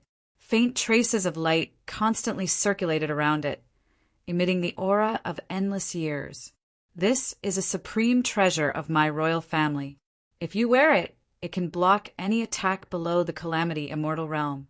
Ning Qin, do you agree? Qin Yu's complexion turned blue. He stared at the bracelet, a fierce struggle of emotions in his eyes. Perhaps not even he thought he would be able to place himself in such a realistic situation. After a long time, he shivered and nodded. Junior agrees. The South Shine Nation's old ancestor laughed. Good, then rest for now. When it's time to refine the pill, I will personally oversee it. Let's see just who can harm you. An invisible aura soared into the skies, as if an invisible hand was stabbing into the skies above the capital city. In that instant, thunder rumbled and thunder roared, and endless black clouds interweaved. His imposing manner was truly unparalleled. Qin Yu seemed frightened. He bowed his head in awe, but deep in his eyes there was a trace of relaxation. Success as he looked at the South Shine Nation's old ancestor who was looking down upon the world with disdain. The fear in his heart subconsciously dissipated by a great deal. After all, no matter how high your cultivation is, in the end, you still suffered a loss in front of this young master. After a series of responses, he had finally finished his preparations before the world-killing tribulation arrived. Then, all that was left was to rely on his luck and luck. During this period of time, there was no danger at all. In fact, it could even be said that he had obtained great harvests. His luck could be considered very good. Qin Yu hoped that his luck would continue to be good and that it wouldn't come to an end. After leaving behind the Deva soul, the South Shine Nation's old ancestor left. For the next 3 days, there was no change on the surface in the capital city, but there were already turbulent undercurrents. The top circles of nobles and aristocrats all sent out orders at the same time. They strictly restrained their cultivators and told them not to stir up trouble. Although they didn't know what had happened, they were able to find out just how tense the current situation was through the clues. For instance, the 81 protective array formations of the capital city began to quietly charge up. For instance, the security level of the royal palace began to rise as personnel were mobilized several times. And for instance, those dark night division spies that had been acting as low-key as shadows now dared to openly rampage through the streets of the capital city, their faces filled with vicious expressions. There had to be something, and it was something major. After Ming Xiyuan and Yuan Tiangang entered the South Shy Nation's capital city, they were respectfully invited to the royal family's side courtyard. There was no need to mention how careful and considerate they were. Of course, although the two of them didn't seem to leave, they each had their own channels to receive news and were paying close attention to the matter of the revival good fortune pill. Incidentally, the two of them were also paying attention to the changes in the capital city. Sensing the changing situation, Ming Xiyuan and Yuan Tiangang furrowed their eyebrows. At the same time, a thought appeared in their minds. Could this be related to the reactivation of the revival good fortune pill? Then they thought of Qin Yu. That long gray hair was something they had already seen in the pictures secretly transmitted to them. Through the summary and analysis of the information, it wasn't hard to discover that Qin Yu was the key to this matter. Ming Xiyuan and Yuan Tiangang were suspicious. Just as they were about to take action, Yin Yilan pushed open the courtyard doors. He smiled and ordered for a banquet to begin, pulling the two blue Cs to their seats. During the banquet, there was singing and dancing. Countless delicacies and wines were served, and the air was filled with leisure. Yuan Tiangang drank a cup of wine. His eyes flashed. Revered Yin, I haven't come to the capital city for many years, but I do have some old friends. Are you planning on visiting them today? This wasn't a clever probe, but through Yun Ilan's response, he was able to see some depths. Ming Siyuan put down his wine cup and looked over. Yun Ilan clapped his hands and sent the dancers and singers away. Revered Yuan, revered Ming, I don't like to beat around the bush, so I will get straight to the point. The reason I came here today is because I hope that the two of you can go into seclusion in the courtyard for several days. Yuan Tiangong's smile didn't fade. Revered Yun, what is the meaning of this? Yun Ilan smiled. It is the meaning of my words. Ming Siyuan put down his wine cup with a light thud. Exalted Yun, do you want to place us under house arrest? Although his words were light, they were cold. In an instant, they tore apart the light breeze and drizzle, leaving behind only an icy chill. Yun Ilan's smile finally vanished. He was silent for several breaths of time and then sighed. This is the old ancestor's intention. There is no need for the two of you to make things difficult for me. As expected, this was related to the South Shine Nation's old ancestor. Yuan Tiangang revealed a solemn expression. Very well, I agree. Yun Ilan cupped his hands together. I thank revered Yuan for understanding. Regarding this, he wasn't surprised. If the old ancestor spoke, even a blue sea revered wouldn't dare to oppose him. Otherwise, how could he dare to call himself the old ancestor? Ming Siyuan coldly said, The South Shine Nation must guarantee the safety of my family's young master. If there is even the slightest mistake, the great desolate lake will not let this matter rest. Yun Ilan said, Of course. He smiled and raised his cup. For the next several days, I will also stay behind. I can use this time to verify with revered Yuan and revered Ming that we haven't finished yet. This was surveillance. 5 days after Qinyu refined the second revival good fortune pill, there were still 2 days until the world-killing tribulation arrived. He could already clearly feel the annihilating aura that covered his soul. He opened his eyes from cultivation. After determining that he had just barely managed to control the magic power in his body, a sharp light flashed in his eyes. He decided to start refining the pill. If he waited any longer, he would only be able to delay for a day at most. He might as well take the initiative to attract the world-killing tribulation to descend. Perhaps he could disrupt its rhythm. He stood up and walked to the window. He pulled open the curtains and looked outside. At this time, the sun was setting in the west. Qin calmed his breathing and adjusted his condition. When the last bit of light faded away and night fell, he turned and left. The reason he chose night was because of the little blue lamp. Only at night did it have the heaven-defying effect of turning something rotten into something magical. Even if it was only a guess, Qin had to grasp it and raise his chances of survival to the highest possible level. Qin Wushang had already prepared the materials needed for the third revival good fortune pill. A moment later, Qin arrived outside the alchemy room and saw the South Shine Nation's old ancestor. Unlike the old ancestor who was usually alone, there were 4 armored cultivators following behind him. They were fully armored, and even their faces were covered. A cold aura spread out from the bodies of these 4 people. But what was strange was that this aura didn't spread out but directly fused into space. It was like these 4 people had fused together with this space. Greetings, old ancestor.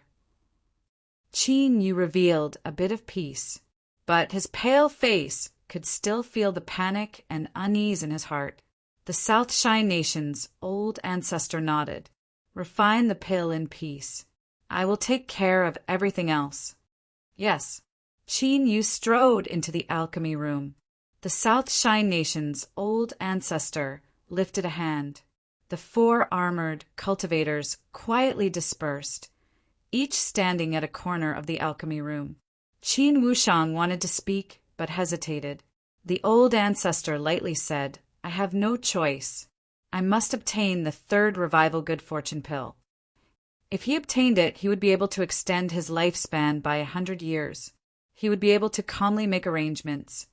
Otherwise, the chances of success would be far too low. If it weren't for this, how could he have been willing to face the world's killing tribulation head-on? He looked up, his eyes piercing through all barriers and falling on the distant skies. As if he could feel some sort of oppressive aura in the skies above, the old ancestor's complexion became increasingly indifferent.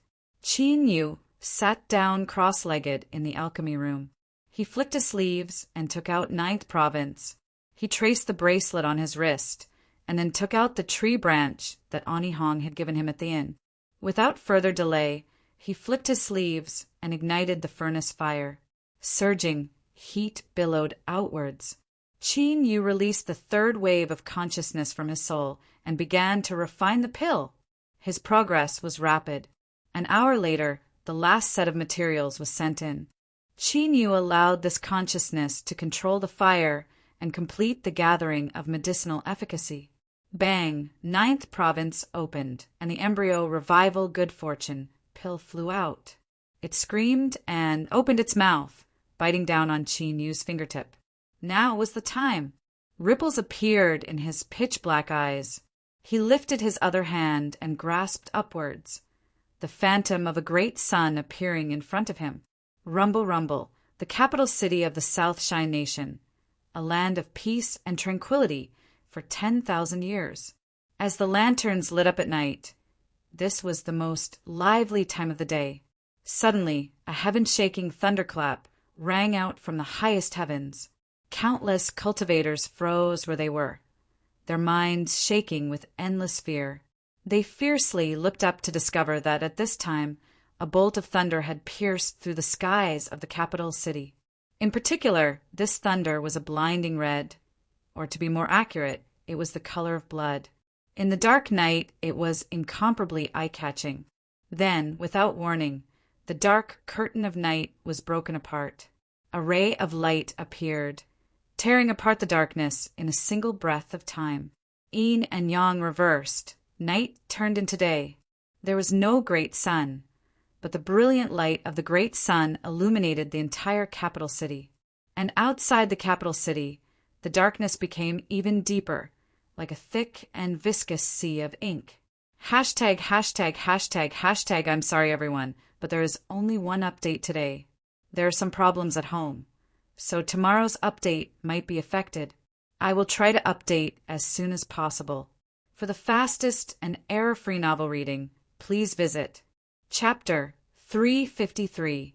The outer walls of the South Shine Nation's capital were 1,000 feet high and hundreds of feet thick.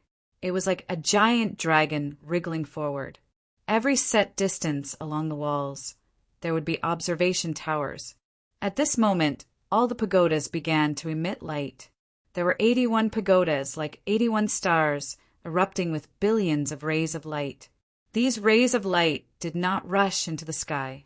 Instead, they condensed into a slanted beam of light that converged at a certain point in the capital city, as if a great sun had descended. Terrifying fluctuations of energy erupted from the point where the light gathered. Space began to distort as if it were being burned. Massive cracks began to appear in the air. Just looking at it caused a monstrous fear to rise up from the depths of one's soul. Countless cultivators in the capital city looked up in shock. It wasn't a secret that the capital city had a super protective array formation, but none of them thought they would see it with their own eyes one day. After all, with the current situation of the world and the strength of the South Shine Nation, unless the strongest nation in the land of divinity and demons took action, no one could reach the capital city and force it to open the Great Array Formation. What exactly happened? This thought appeared in the hearts of countless cultivators, but soon they were no longer in the mood to care about the bewilderment in their hearts. Their attention was drawn to the eye that appeared in the skies. Then, from their bodies to their souls, they were completely frozen. This was definitely not a pair of eyes that a living being could possess. They were several kilometers in size, and even though they were extremely far away, they could still be clearly seen. There wasn't the slightest bit of emotion. This huge eye was filled with endless indifference.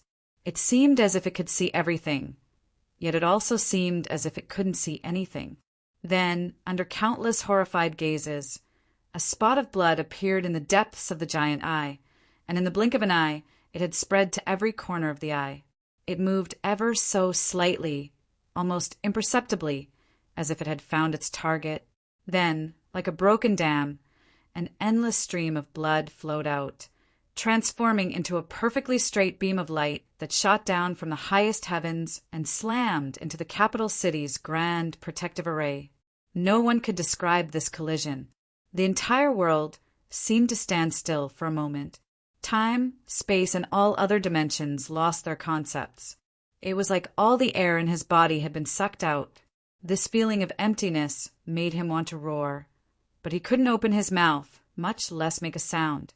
At the same time, he felt as if a mountain was pressing down on his chest. That terrifying pressure made his heart feel like it was going to burst. The emptiness in one's heart and the heavy pressure outside one's body were two completely different feelings. It made one feel as if they were in a world of ice and fire, causing great harm. All the cultivators in the capital city who were exposed to the outside world, including those who were below the nascent soul stage, had blood flowing out of their 7 orifices at the same time and directly fainted. The nascent soul didn't faint, but it could only fall to the ground. Its face contorted in pain and its body twitched. As for cultivators at the divine soul realm and above, their faces were as white as paper. Their eyes widened in shock. A divine soul cultivator could sense the rules of the world and could clearly feel the terrifying might contained within the collision. It was because of this that they were even more terrified. However, there was someone who could sense it more clearly than them. Within the imperial courtyard, Yun Ilan, Ming Siuan, and Yuan Tiangang, the 3 blue seas, were all tightly staring at the terrifying collision in the skies. His pupils shrank violently. The 3 of them could be considered veteran blue sea realm super powerhouses, with a combat strength above 300 dragons. As long as they didn't seek death on their own initiative, they could freely wander the land of divinity and demons. But at this time, all 3 of them simultaneously felt the threat of death. Although the capital city's grand array formation was terrifying, it was mostly used for protection. What truly caused their hearts to race was the blood red beam of light that descended from those giant eyes. Even with their cultivations, they felt their scalps tingle as they sensed it. To a certain degree, Blue Sea Realm super powerhouses had already begun to control the rules. This was why they felt an even greater fear towards those eyes. The world's will, this was the incarnation of the world's will. Just what had the South Shine Nation's old ancestor done? He had actually drawn down such a terrifying world-killing tribulation and didn't hesitate to pay any price to kill him. Yun Ilan gripped his fists. As Ming Siuan and Yuan Tiangong's hearts trembled, the battle between the blood-red beam of light and the capital city's great array formation had already been decided. The winding dragon, like city walls of the capital city, began to tremble. Countless cracks appeared on them, and the great array formation lines were exposed as the nodes began to collapse one after another. Bang! The 81 array formation hubs collapsed together. The entire capital city walls completely collapsed. The blood-red pillar of light paused for a moment before continuing to advance towards its target. Below it, a square building rapidly grew larger. The blood-red light illuminated the densely packed army of 100,000 armored soldiers. Their entire bodies were covered in armor, and only their eyes were exposed. There was a cold glint in their eyes. Kill! With a loud roar, the 100,000 armored soldiers lifted their hands in unison. The sound of swords tearing through the air gathered into a heaven-shaking rumble. Where 100,000 swords pointed, space instantly collapsed. The cracks were smooth and flat as they cut towards the blood-red beam of light. Roar! With a cruel and ruthless roar, the blood-red light that was cut twisted and turned into a world-destroying blood dragon. It fiercely swung its tail to avoid the attack. The invisible sword intent collided with its scales. With loud crackling sounds, countless sparks flew out. Kill again. The roar was still icy cold, without the least bit of trembling. The 100,000 armored soldiers slashed out once more. A sword fell. 10,000 swords cried out. This sword strike was no longer a simple slash, but one that contained a supernatural sword art. A sword transforming into 10,000 swords wasn't too profound a supernatural sword art. In fact, it could even be called shallow. But any supernatural ability, after being superimposed 100,000 times, would experience a qualitative leap and possess the might to destroy the heavens and earth. Hum, hum, the void trembled. In the next moment, it turned into a shattered mirror. The interweaving cracks split it into countless smaller pieces that covered the blood dragon. It was unavoidable. The blood dragon flicked its tail, using action to respond. It had no intention of dodging at all. Like this, it decisively broke into the shattered space. In that instant, countless heaven-shaking explosions sounded out. Trillions of sword lights tumbled about, and dreadful sword intent shot into the highest heavens. From every crack in space, a sword light erupted, cutting into the blood dragon's scales. Even if it had unimaginable defensive strength, large sections of its scales still broke apart and crisscrossed with wounds. But what left one's heart shaking was that the blood dragon didn't stop at all. It was like these sword lights weren't able to cause any real damage to it. It tore apart the net of swords, and with an unrivaled momentum, it descended onto the square buildings. Its icy cold dragon eyes were filled with killing intent that could pierce through the world. Triple kill.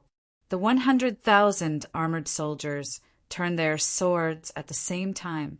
The sword tips didn't tremble at all as they tore through their chests and pierced through their backs. There wasn't a single stuffy cough, and even their bodies didn't tremble. They didn't seem like people, but more like wooden stakes. In the next moment, a crimson sword phantom appeared above the heads of the 100,000 armored soldiers. In the blink of an eye, it condensed into a blood-red sword filled with monstrous killing intent that cut towards the blood dragon. Puff! The flesh and blood on the blood dragon's back was easily torn apart. Large tracts of scales fell to the ground, and pain appeared in its eyes for the first time. Its invincible aura began to tremble. But immediately, the blood dragon opened its mouth and sucked in a deep breath. The 100,000 armored soldiers suddenly froze. Clattering sounds resounded through the world as the black armors fell to the ground. The bodies of the cultivators inside had already turned to dust. In a single breath, the 100,000 armored soldiers had been completely annihilated. Outside the alchemy room, the South Shine Nation's old ancestors' eyes flashed open. Thunder flashed within them, and the armored soldiers, standing at the four corners, simultaneously turned to ash. There wasn't the least bit of emotion on his old face. Even if 100,000 of his troops died, his mind still wouldn't be shaken. His eyes became increasingly bright. The South Shine Nation's old ancestor seemed to have found a chance. He lifted a hand and pointed a finger into the void. In the skies above the square buildings, the blood dragon that had destroyed the 100,000 armored soldiers suddenly emitted a pained roar. Its giant body violently trembled before being torn apart by 100,000 sword lights. From the inside out, the blood dragon's giant body had turned into a sieve. If it were a true flesh and blood life form, then no matter how terrifying its strength was, this strike would have destroyed its mortal body. But the blood dragon wasn't real. It was an illusion formed from the world's killing tribulation. The holes on its body wriggled and rapidly faded away, but its aura inevitably weakened. This was the first time it had been wounded. The blood dragon roared. It hurtled towards the earth. Before it truly arrived, the terrifying aura it carried with it had already turned the square buildings into powder. Dust soared into the skies. In the blink of an eye, the ground was cleared away, leaving behind only the alchemy room and the good fortune tablet in the distance. The South Shine Nation's old ancestor looked up. He stepped forwards, and the wrinkles on his face rapidly vanished. With each step he took, he had the appearance of a man in his 30s. He lifted a hand and punched out. This circle was like a river of stars flowing backwards. It instantly pierced through space and fell between the blood dragon's eyebrows. In the moment of the collision behind the South Shine Nation's old ancestor, there was a clear phantom. There were rivers, mountains, and rivers. This was the current territory map of the South Shine Nation. As the old ancestor, who was the true ruler of the entire nation, he had the qualifications to mobilize the destiny of the nation to support himself. This fist was not only the strike of a peak blue sea, but it also contained the strength of the nation's destiny. This was why it was able to strike out with such a terrifying attack. The blood dragon was shaken backwards. With the scale between its eyebrows as the center, there was a loud, cracking sound that rapidly spread outwards. But at this time, the blood dragon's eyes locked onto the South Shine Nation's old ancestor. Within its cold and cruel eyes, the phantom of a net appeared. The South Shine Nation's old ancestor's complexion changed. As if he could feel a terrifying crisis looming over him, he retreated again and again. With every step he took, his figure would disappear and then reappear in the distance. But even though he continuously shifted, he couldn't avoid the invisible net between the heavens and earth. This was because this was the power of the rules that existed in every corner of the world. The reason he retreated was not to escape, but to buy time. The South Shine Nation's old ancestor took a deep breath. There was a helpless sigh in his eyes that finally turned into a cold and harsh one. He bit his fingertip and pointed between his eyebrows. A black seed appeared, beating like a heart as if it were alive. Then, this black seed began to vigorously beat. An inexplicable aura spread out from the South Shine Nation's old ancestor's body. Su Shao was the commander of the Royal Palace's guard department. In the past, after he refined the Revival Good Fortune pill, he was recognized by the South Shine Nation's royal family and had been placed in an important position ever since. 2 hours ago, he was ordered to go deep into the royal palace's dungeon to guard the condemned prisoners. Although he was puzzled, he didn't express any doubts. At this time, Su Shao was sitting cross-legged in a dark cage. He had a dignified expression as he sensed the terrifying aura outside. His heart raced and his eyes widened. At this time, a black seed appeared between his eyebrows. An incomparably terrifying, plundering strength wildly erupted from it. Su Shao had a peak divine soul cultivation, and he had hopes of reaching the blue sea in this life. Even so, he wasn't able to make a single sound. He fell to the ground, his body curled up. After several breaths of time, all that was left on the ground were the clothes on his body. He had completely vanished. At the same time, a phantom stepped out from the South Shine Nation's old ancestor's body. Although its appearance was blurry, it was clearly the Su Shao who had died in the dungeon. Hashtag. Chapter 354. Without hesitation, the phantom broke into the invisible net between the heavens and earth. It emitted a shrill scream, and gray flames emitted from its body, burning it to ashes in a breath of time. The South Shine Nation old ancestor's eyes dimmed a bit, but he was still as calm and callous as before. Another phantom stepped out from his body and was buried in the gray flames. Phantom after phantom died, consuming the power of the rules. When the invisible net finally faded away, 16 phantoms stepped out from the old ancestor's body. His eyes were incomparably dim, and his face was pale. Because their auras were connected, the deaths of these phantoms also had a certain amount of damage to him. The blood dragon stabilized its body. Its broken scales rapidly regenerated. Its icy cold eyes locked onto the old ancestor, and it suddenly roared out loud. Bang! The blood dragon's body exploded, turning into countless blood-red raindrops that fell down from the skies.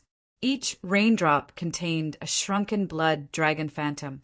The old ancestor's complexion changed. Every drop of blood rain contained the aura of the world's killing tribulation. Although it had weakened a great deal, it was still enough to kill any cultivator at the divine soul realm and below. He could resist it, but he would need to consume all of the seeds he had accumulated. Countless years of painstaking effort would be destroyed in a single day. Even if he survived today's world-killing tribulation, wouldn't that be meaningless? The old ancestor sighed. He avoided the blood rain and looked at the alchemy room, a helpless expression on his face. He really did want to save Ningqin. For this reason, he didn't hesitate to destroy the capital city's Great Array Formation and send 100,000 elite soldiers to their deaths. But when it came to his life, he could only retreat. This was because he wanted to save Ningqin in order to survive. If he destroyed his own foundation in order to do so, that would be putting the cart before the horse. Thus, the old ancestor decisively retreated. No matter how unwilling he was, he didn't hesitate at all. If Ningqin died, he might still have hope. At the very least, he would be able to give it his all. But what a pity! As for his promise, the old ancestor didn't feel uneasy at all. He had already tried his best. The blood rain wasn't stopped. It fell onto the alchemy room.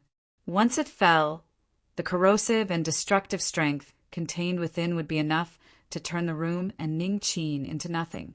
In the distance, the silent good fortune tablet suddenly erupted with a dark golden light. It was rich and blazing, as if blazing flames had covered the alchemy room. Drops of blood rain fell inside. They were wrapped in the dark golden light. Even though they possessed a terrifying might, they weren't able to destroy these drops.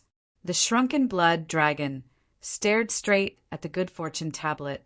As more and more blood rain fell down, it fused into the dark golden light. Roar! The blood dragon appeared once more.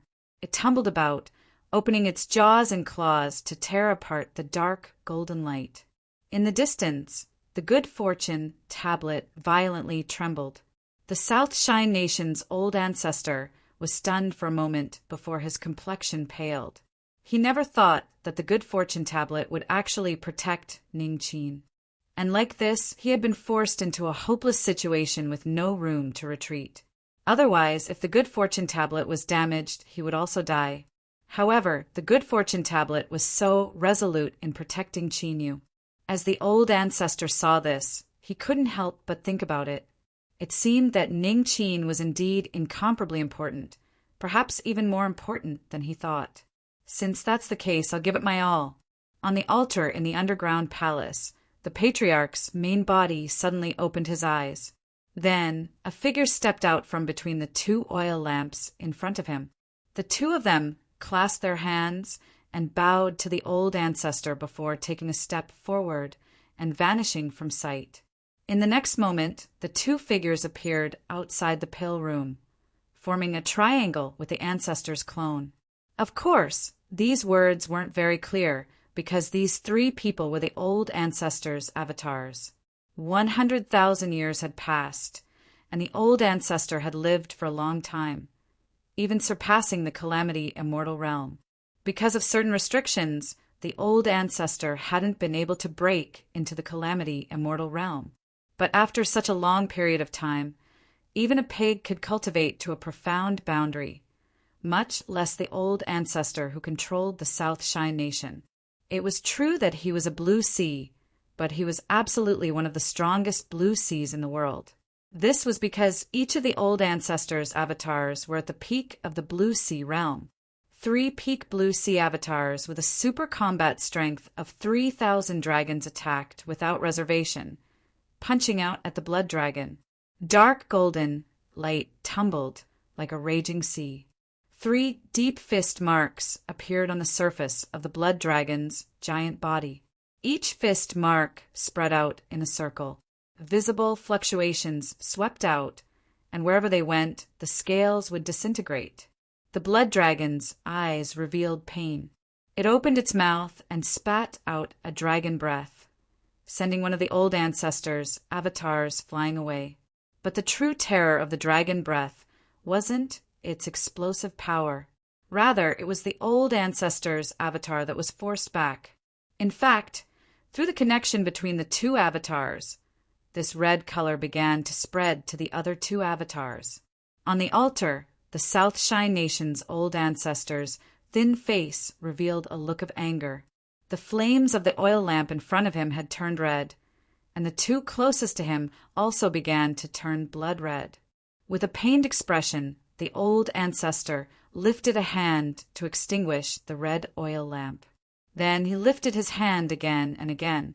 A drop of blood fell from his fingertips into the oil lamp, temporarily dispersing the blood-red color. Just 2 drops of blood seemed to have hollowed out the old ancestor's body.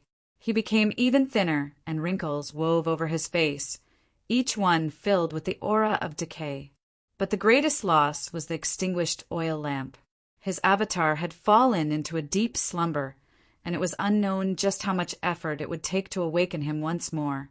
Moreover, the old ancestor didn't know what sort of effect the blood-red color would have on his avatar. This unknown worry caused his complexion to become even uglier. But with things having come to this point, he could only grit his teeth and walk to the end. With a thought, 2 more avatars stepped out from the oil lamp. The old ancestor's breathing became heavy. Supporting 4 avatars to descend at the same time was a tremendous pressure on him. But at this time the old ancestor clenched his teeth and 2 more avatars appeared. In the underground palace, at the edge of the altar, the 4 peak blue sea avatars all had fluctuations in their eyes. The old ancestor stuffily coughed. Blood flowed out from his nose and mouth. He lifted a hand and pointed between his eyebrows. The black seed screeched out. The fluctuations in the eyes of the 4 blue sea avatars were directly erased. They bowed and then teleported away. Outside the dark golden light, the 6 peak blue sea avatars gathered together and fiercely attacked. The blood dragon howled. Even if it was the incarnation of world-killing tribulation and possessed the power to destroy the heavens and earth, under the suppression of the good fortune tablet, it still wasn't able to withstand the all-out attack of 6 peak blue sea avatars. Its massive body began to collapse inch by inch. The pupils of the 6 old ancestor avatars shrank. They turned and retreated without hesitation as a blood-red shockwave swept out in all directions. The good fortune tablet violently trembled. The dark golden light was torn to pieces. The 6 old ancestor avatars tumbled in the air as they were struck into the distance, their faces pale. On the altar, the old ancestor's true body violently gasped for breath. Sweat streamed down his entire body, but he still smiled. He had made it through. Just as this thought appeared in his mind, his eyes widened. A change occurred the moment the blood dragon self-detonated. As the blood-red shockwave erupted, a blood dragon phantom as thick as an arm broke into the alchemy room. No, the 6 old ancestor avatars roared out together, but he knew that it was already too late. Although the blood dragon was only as thick as an arm, it still contained the last wisp of its pure strength. It was more than enough to kill Ningqin. Even if he had the bracelet he had, it still wouldn't be enough to resist it. The good fortune pill was still swallowing his blood essence and lifespan. Qin Yu's pitch-black eyes were icy cold, without the least bit of emotion. Suddenly he looked up. The blood dragon phantom shot out. As his icy cold eyes met, Qin Yu could clearly feel the thought it sent out. I found you. Without any hesitation, the blood dragon brazenly rushed forwards.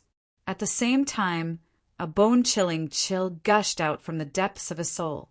His blood nearly froze and his heart stopped beating. Qin Yu was unable to resist. He could only stare helplessly on as the blood dragon arrived. It sank into the point between his eyebrows and completely erased his soul and life force.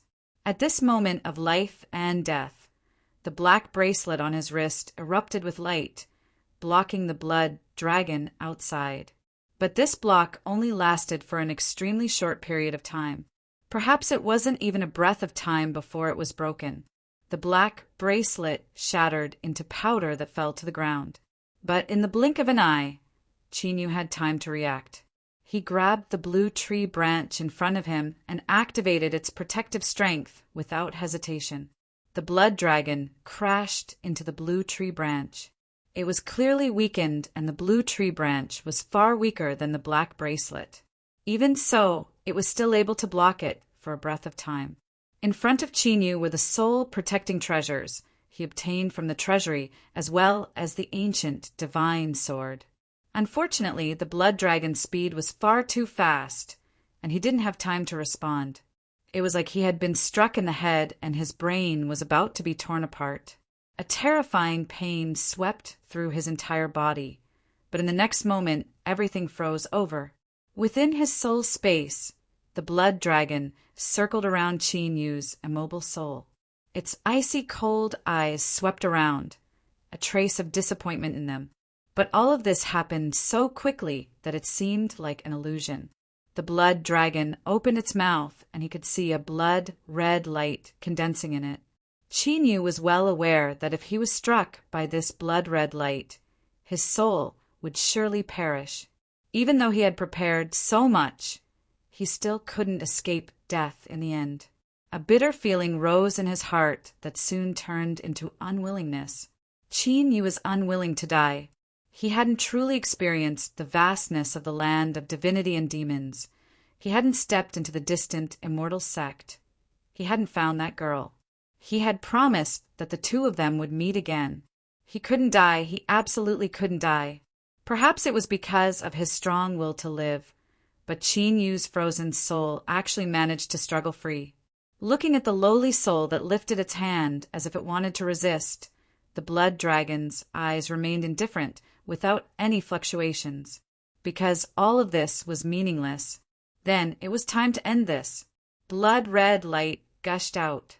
But at this time, another figure appeared without warning. Then, countless motes of starlight sprinkled down from the sky within his soul space. They were incomparably weak, and there were so many that it was impossible to count them all. In the blink of an eye, a thick layer of them fell onto the blood dragon's body. Spirity's face tightened. Her body shivered as if she were withstanding a tremendous pressure. As Chinyu's partner soul, for some reason, she had been silent this entire time, so silent that one would nearly forget her existence. But when the blood dragon invaded his soul space to destroy Chinyu's soul, her silence was broken and she erupted with her complete strength. Kacha! Kacha! The motes of starlight condensed, turning into a layer of ice that froze the blood dragon within. But this clearly wasn't able to harm it at all. This was because the frozen blood dragon's eyes fell on Spirity, its gaze still icy cold and indifferent. Bang! The layer of ice shattered and a blood-red light gushed out. The blood dragon didn't attack Spirity because, as a partner soul, when its master died, she would also vanish into thin air.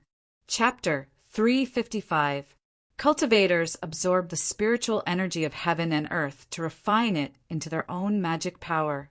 Using this magic power to unleash a large-scale killing technique was known as Dharma spells.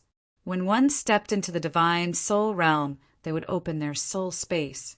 Their soul would become clear, strengthening their soul, increasing their strength, and using the power of their soul to release their might.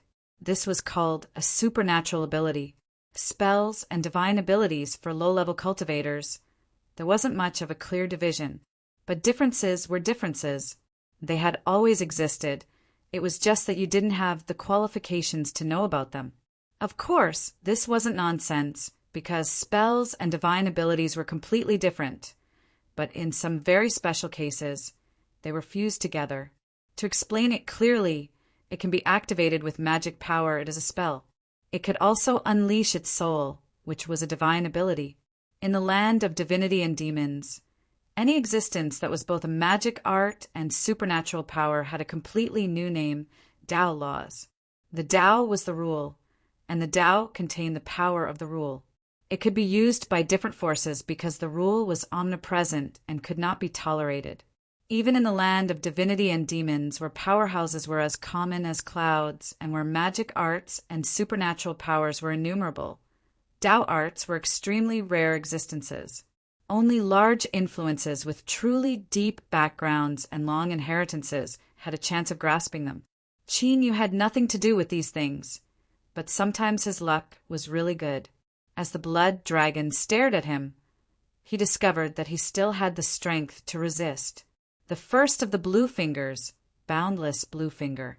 As the finger fell, the eyes of Qin Yu's soul dimmed. A terrifying strength was drawn out, nearly tearing apart his soul. However, he gritted his teeth and persevered, keeping his consciousness clear. If he passed out now, he would definitely die. This was only a breath of time, but to Qin Yu it felt like an eternity. The terrifying extraction finally stopped, and a crystalline finger collided with the blood-red light. Without the slightest fluctuation, the transparent finger and the blood-red light began to collapse at the same time. It seemed as if they had perished together, but countless cracks instantly appeared on the surface of Qin Yu's soul. Every one of them was incomparably fine, like porcelain that had failed to be fired. It was as if the slightest touch would cause it to shatter on the ground. This was because the might of the blood light surpassed the limits of the boundless blue finger. Luckily, it wasn't too much. Otherwise, even if he shattered the blood light, his soul would have collapsed. The blood dragon stared at the cracked soul, and a trace of surprise flashed in its icy cold eyes. For the first time, it revealed a fluctuation of emotion, but it soon composed itself. So what if he blocked the blood light? It still had the power to easily annihilate souls. The blood dragon did not want to delay any longer. It swung its tail and swam towards the soul, preparing to tear it apart bit by bit with its mouth. Without any warning, Blood Dragon's body stopped, and an icy cold glow appeared in his eyes. Then, countless cracks appeared on the surface of its body. It seemed to be in a similar state to Qin Yu's soul. An incomparably ruthless aura spread out from these cracks. It was resolute, fierce, and filled with anger. It was as if all of this had exceeded his expectations. But this destructive aura wasn't able to erupt because the phantom of a great sun appeared. Faint rays of light sprinkled down like pairs of invisible hands, tightly grabbing onto the blood dragon and suppressing all the power within its body. Blood Dragon's body trembled violently, and the shadow of laws appeared in the depths of his eyes. But before these laws could explode, they were cut apart by the aura of nothingness. The great sun phantom and the blood dragon vanished into nothingness. Puff! He spat out a mouthful of blood and fell backwards onto the ground. He gasped for breath, but he couldn't alleviate the splitting pain in his head at all. It was like a dull, rusty knife was slowly cutting into his head. Moreover, it wasn't just a dull knife, but many, many knives. Because of the pain, Qin Yu's flesh and blood twitched unconsciously. This pain surpassed his imagination. But at this time, Qin Yu was filled with ecstasy. This was because only the living could feel pain. The dead couldn't. If it weren't for the little blue lamp, Qin Yu would still have died. But his intuition told him that if he couldn't resist the blood dragon's final strike, the little blue lamp wouldn't appear. This wasn't a test, but a cruel and realistic choice. Only when the blood dragon was weakened to a certain degree would the little blue lamp have the chance to hunt it down. Otherwise, it would rather let Qin Yu die than place itself on the brink of destruction. Qin Yu bitterly smiled. He didn't complain. If he really had to die, he hoped that the little blue lamp could survive. At some point in the future, he didn't know if it was a lucky or unlucky fellow who obtained it and stepped onto the path of defying the heavens once more. It would be best if that fellow could help him take revenge. Well, he really was overthinking things. So, the violent sound of a door breaking apart interrupted Qin Yu's thoughts. When the South Shine Nation's old ancestor saw Qin Yu's current appearance, he was stunned for a moment. Then his eyes brightened as if he had returned to heaven from hell. He was alive, he was still alive. And at this time there was a revival good fortune pill rolling on the ground. Just the aura alone told the old ancestor that it had been refined. On the altar in the underground palace, the old ancestor's body was even more withered, like a corpse that had been dried out for many years. A rich death energy tumbled about him. Of the 9 oil lamps around him, besides one that had been extinguished, 6 of them trembled, drawing out blurry faces that roared as if they wanted to break free. The remaining 2 lamps also began to gently fluctuate, as if they were testing the waters. The old ancestor diabolically grinned. If I could refine you in the past, then I wouldn't have given you the chance to escape. He lifted his hand and slowly pointed down. With each finger, a drop of blood appeared. The 8 drops of blood each fused into an oil lamp. The light of the flames suddenly brightened, and one could faintly hear pained roars as they were burned. The faces drawn out by the flames vanished from sight, and the flames calmed down once more. But the old ancestor knew that this was only a temporary suppression. If he couldn't restore his vitality soon, he would suffer a backlash at any moment. The parts of the old ancestor's body that were exposed to the outside world had withered away like a dead tree branch. Countless cracks had appeared on the surface, and although they were small, they seemed to have pierced deep into his flesh and blood, and even into his soul. Outside the alchemy room, the 5 old ancestor avatars were expressionless. Their calm eyes revealed a cold chill as they stared at the door.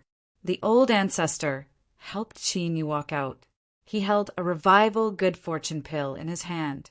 Although the aura it emitted was weak, it was as dazzling as a great sun in the avatar's senses. The eyes of the 5 avatars revealed a struggling look. They took a step forwards, but this was all they could do. Blood-red shackles appeared from their flesh and blood, imprisoning them where they stood. They couldn't move at all. The old ancestor coldly sneered, but his voice was incomparably gentle. "Ning Qin, we will begin the sacrificial ritual." His tone was calm, but it did not leave any room for objection. Qin Yu swept his eyes over the scene. He forcefully endured the pain of his soul being torn apart and slowly nodded. Just this simple action caused sweat to pour down his body and his complexion to pale further. The old ancestor stopped 30 feet away from the good fortune tablet. He handed the revival good fortune pill to Qin Yu and released his hand. A dark golden light wrapped around the tottering Qin Yu and pulled him closer. Qin Yu took a deep breath. He raised his hand with all his strength, and the revival good fortune pill was swept away by the dark golden light, vanishing into the good fortune tablet. After doing this, he could no longer resist the pain in his soul. Before his consciousness faded away, his last thought was, "From this day forth, this stone tablet will finally be surnamed Qin." The old ancestor closed his eyes.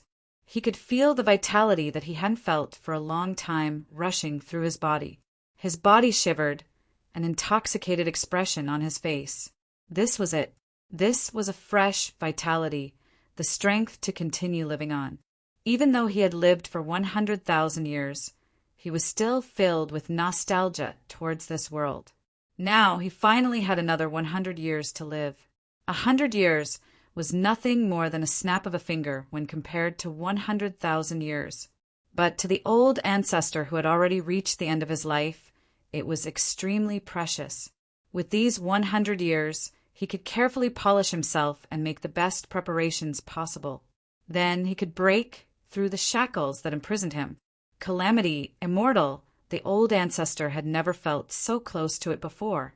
He opened his eyes and looked at the unconscious Qin Yu. He revealed a gratified expression. He hadn't misjudged Qin Yu. Saving him was the best decision. No matter how it was said, he had received a great favor from this junior today. Then he might as well give him some good fortune. Moreover, everything he gave him today would be repaid in double in the future. The old ancestor smiled. With a thought, the good fortune tablet trembled. The 5 silent avatars outside the alchemy room all revealed pained expressions. Phantoms appeared on their faces, twisting and wailing. Faint wisps of pure soul force were extracted from their bodies. Then, with the dark golden light as a medium, they fused into Qin Yu's body and were absorbed by his cracked soul. This soul force was the remnant souls that were unwilling to die. Before this, the old ancestor hadn't been able to erase them and could only forcefully suppress them. Today, since these departed souls had jumped out, he would take advantage of this chance to thoroughly cut them down once and for all.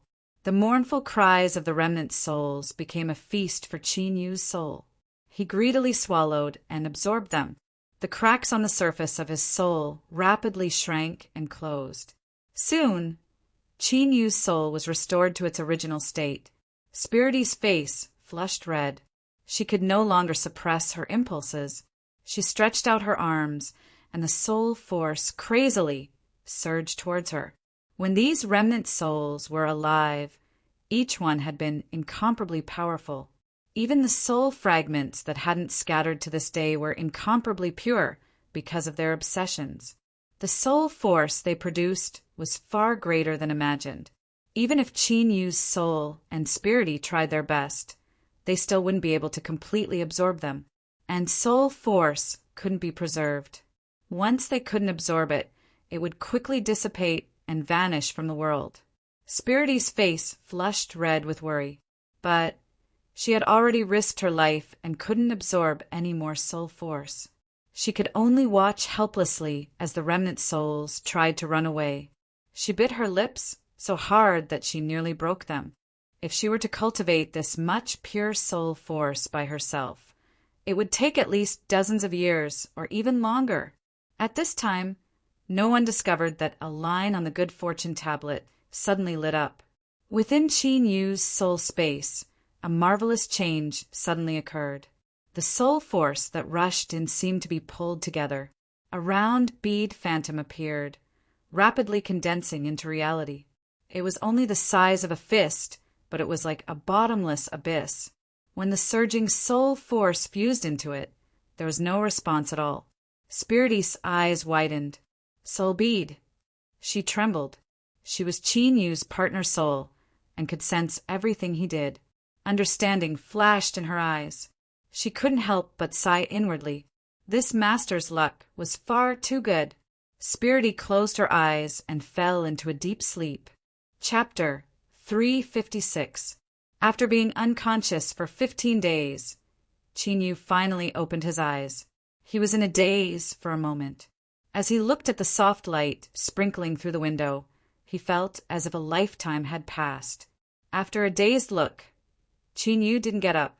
He closed his eyes and sensed the state of his body. His soul felt unprecedentedly good. Not only had his terrifying injuries been completely healed, but he was even stronger than before. The most direct change was that his sensing ability had greatly increased. Spirity's eyes were closed as she slept. Her breath was calm and even. Although there weren't any changes, he felt as if something had changed within her. The fist-sized bead emitted a pale yellow halo of light. Faint traces of pure soul force sprinkled down. As it approached his soul and Spirity, it was directly absorbed. Soul bead. Qin Yu didn't know why he knew its name or even its abilities, but that wasn't important. What was important was that after today, the speed at which his soul strengthened would reach an astonishing degree before the soul bead dissipated.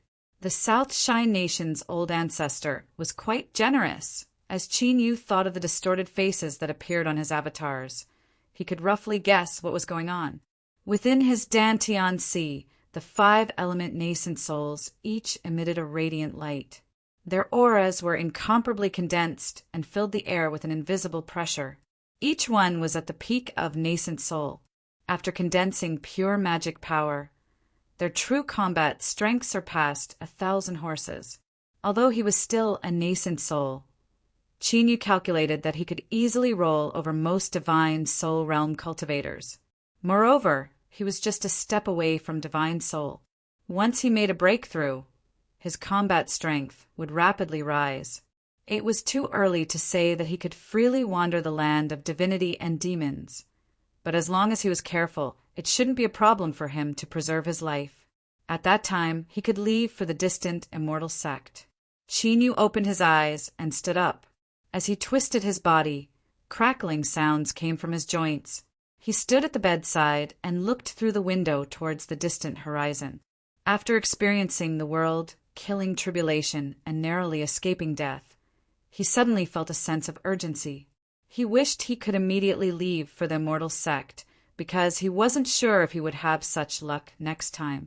After a long time, Qin Yu let out a long breath and suppressed his surging emotions. Soon, once he broke through to divine soul, he would immediately leave. An hour later, Qin Yu had finished packing his things.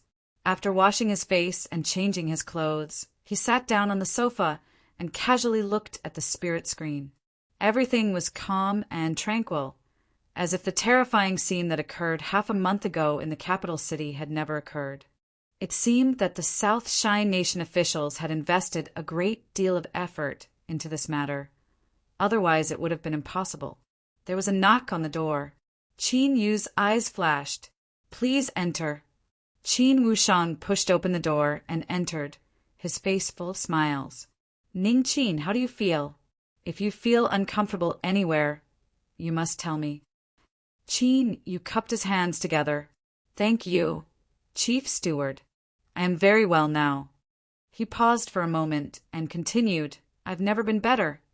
Qin Wushang's smile became increasingly brilliant. "You have improved the good fortune tablet's condition and have performed a great merit for my South Shine Nation. The old ancestor will naturally reward you generously. By the way, the old ancestor asked me to tell you that the Deva soul is no longer of use to you. You can keep it until you break through to the divine soul realm. You'll naturally know its wondrous uses then." Qin Yu said, "Thank you for your reminder, old ancestor." Qin Wushang cut straight to the point. He earnestly said, "Ning Qin, the old ancestor appreciates you quite a bit. If you are willing, you can stay in the capital to cultivate. The treatment will surely satisfy you." This was recruitment. For someone of Qin Wushang's status to speak so bluntly, one could tell that his attitude was sincere. If it were any other cultivator, they would have been pleasantly surprised. With the recognition of the South Shine Nation's old ancestor, it would be difficult for their future achievements to be low. Qin Yu sneered inwardly. He revealed a hesitant expression and shook his head. "Thank you for old ancestors' good intentions, but I have some private matters to attend to, so I cannot stay in the capital city for too long." Qin Wushang nodded to show that he understood. Unexpectedly, he didn't try to persuade him any further, as if he really was just casually mentioning it. Qin Yu was slightly surprised. Then he immediately understood. The old ancestor should have already guessed his choice and didn't force him to stay. Did he think that no matter where he went, he wouldn't be able to escape? Qin Yu's eyes drooped down, covering up the ridicule that flashed in them. It was still unknown who would be able to escape today. Qin Wushang didn't stay for long. He gave Qin Yu an official token and a storage ring before bidding his farewells and leaving. This token represented one's official status, not to mention anything else. But if one encountered trouble in the South Shine Nation, they would be able to obtain help from the officials.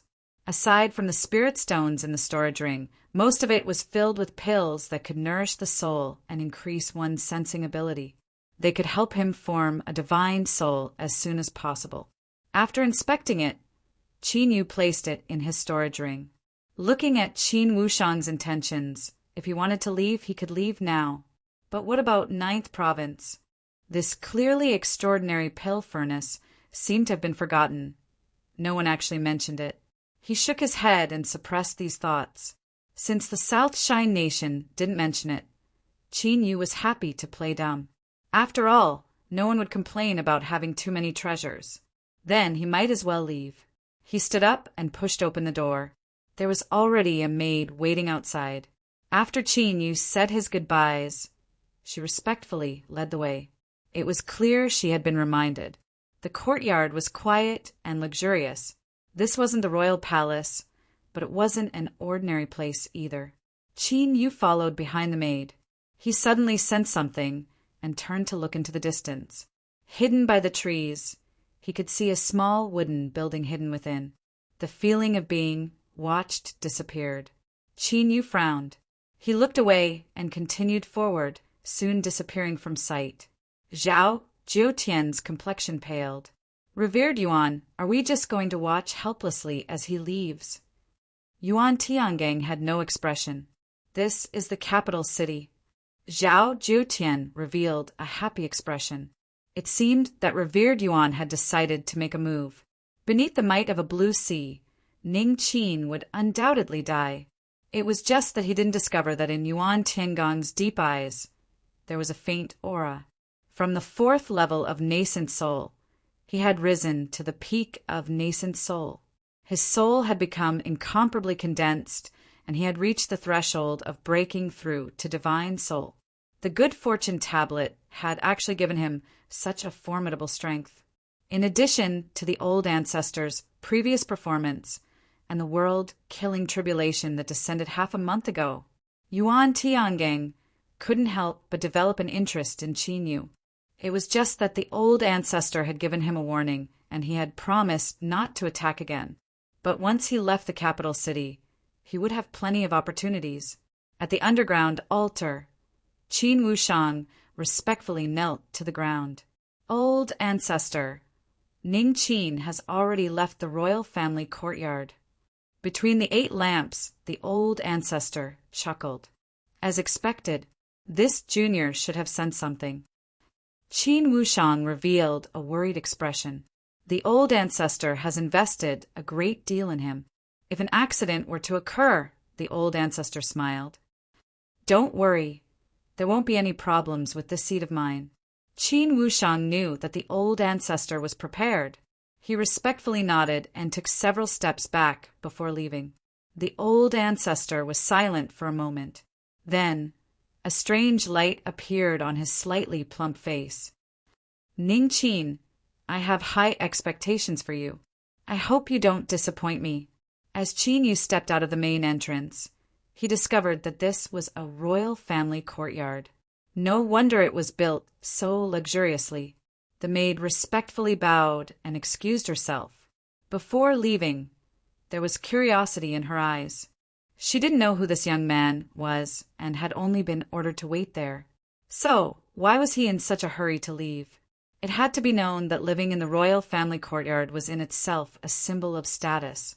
Every year, countless people would do everything they could to squeeze in. Wait a moment. The maid hurriedly drew back to the side, making way for the young girl. Awe filled her eyes.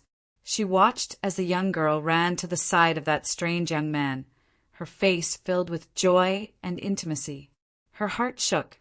The maid recognized this young master of the great desolate lake.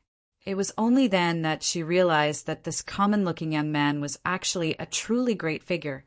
The maid turned and hurried away, afraid that she would hear something she shouldn't know. "Ning Qin, are you all right?" White Fong Fong asked worriedly. Qin Yu smiled. I'm fine." White Fong Fong grabbed the hem of her clothes.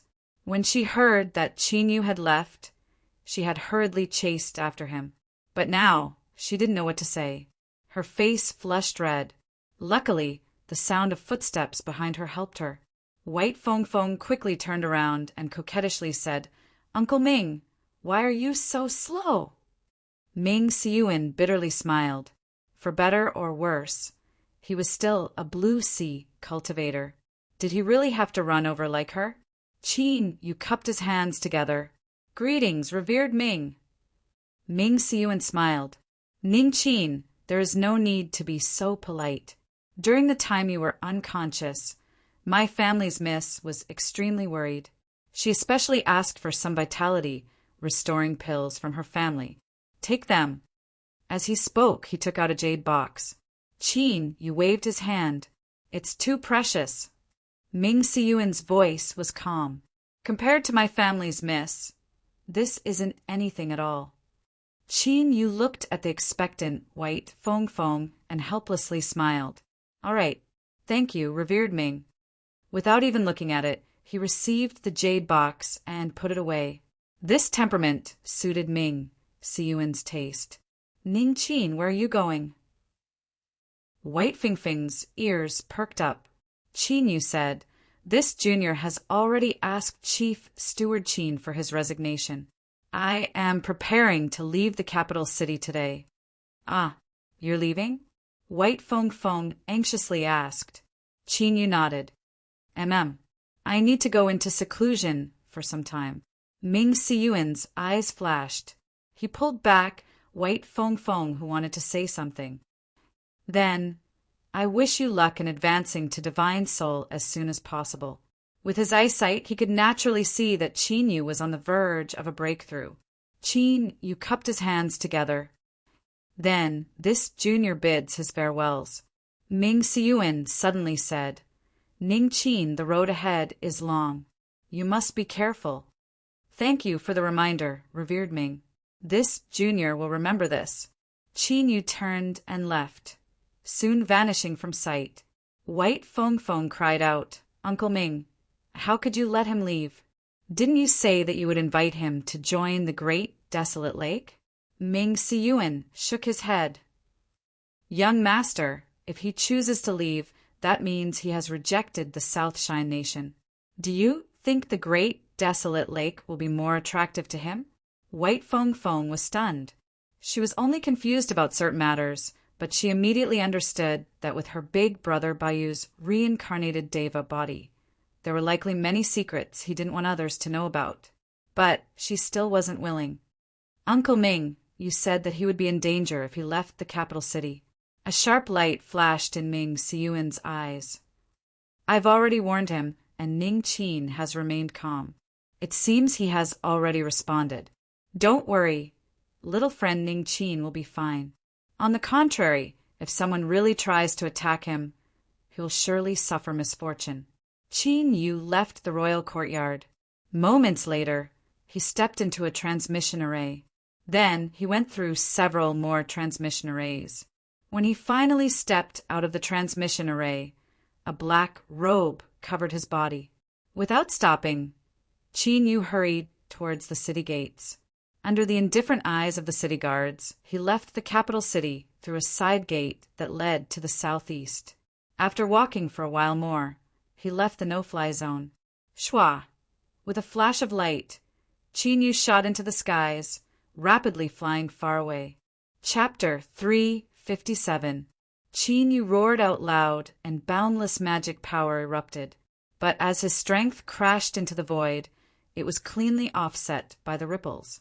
A suppressive strength gathered from all directions, suppressing him so that he couldn't move at all. Another black-robed figure walked out from nothingness. He was tall and strong. Do not resist, and you will suffer less pain. You cannot escape from my hands. Qin Yu asked, Who are you? The black-robed figure's eyebrows arched up. Junior, you don't seem worried. Qin Yu was silent for a moment. Then he said, What a pity! The black-robed figure stiffened, and a trace of unease surged in his heart. He decided not to delay any further. With a thought, a wave rose up from the ripples in space. But this wave wasn't able to fall onto Qin Yu's body. It was caught by an old hand and crushed to pieces. Then, with a swipe of the hand, the ripples in space collapsed and dissipated. The black-robed figure cried out, South Shine Nation's old ancestor! His body exploded and black fog flooded the world. At the same time, 21 figures fled in all directions. The old ancestor had no expression. It has been many years since someone has dared to cause trouble near the capital. He lifted a hand and grasped out. The world seemed to contract as if it were grasped in his palm. Everything within a circumference of 50 kilometers suddenly trembled. All of the ancient trees, forests, streams, everything within this area was turned into fine powder, erased from this world. The 21 figures collapsed at the same time. The black-robed figure staggered out. Old ancestor, please forgive me. I am. Puff, his head exploded. Red and white matter flew out, and even his soul was erased. The old ancestor lightly said, I am not curious about your identity. He flicked his sleeves, and the black fog that filled the skies vanished as if it had never appeared. He turned to look at Ning Qin. Ning Qin, you seem certain that I will come to save you. Qin Yu pulled down his black robe. Greetings, old ancestor. He didn't reply, but his calm expression itself was the best answer. The old ancestor faintly smiled. It looks like you really do know. Qin Yu cupped his hands together. This junior doesn't know anything. I only wish to live a peaceful life. The old ancestor narrowed his eyes. Aren't you afraid that I will make you stay behind? Qin Yu said, If you wanted to make me stay behind, the old ancestor wouldn't have waited until now. The old ancestor laughed. Ning Qin, I am increasingly interested in you. What a pity that you aren't willing to stay behind. He changed the topic and looked at the headless corpse. You borrowed this old man's hand to kill. Are you satisfied with the result? Qin Yu said, The effect has been achieved. Unfortunately, it isn't the person this junior wants to wait for. Who are you waiting for? Cleansing Temple, revered Yuan. The old ancestor's smile widened. He lifted a finger and said, Yuan Tiangong, Ning Qin was actually waiting for you. Space twisted and Yuan Tiangong's figure appeared. His blue face squeezed out a smile. Old ancestor must be joking. I would never have any thoughts of harming Ning Qin. The old ancestor's smile didn't diminish. Is that so? Yuan Tiangong hurriedly said, Of course. The old ancestor restrained his smile. His eyes were faint. But I don't trust you. In the future, wherever Ning Qin is, you must retreat 1,000 miles.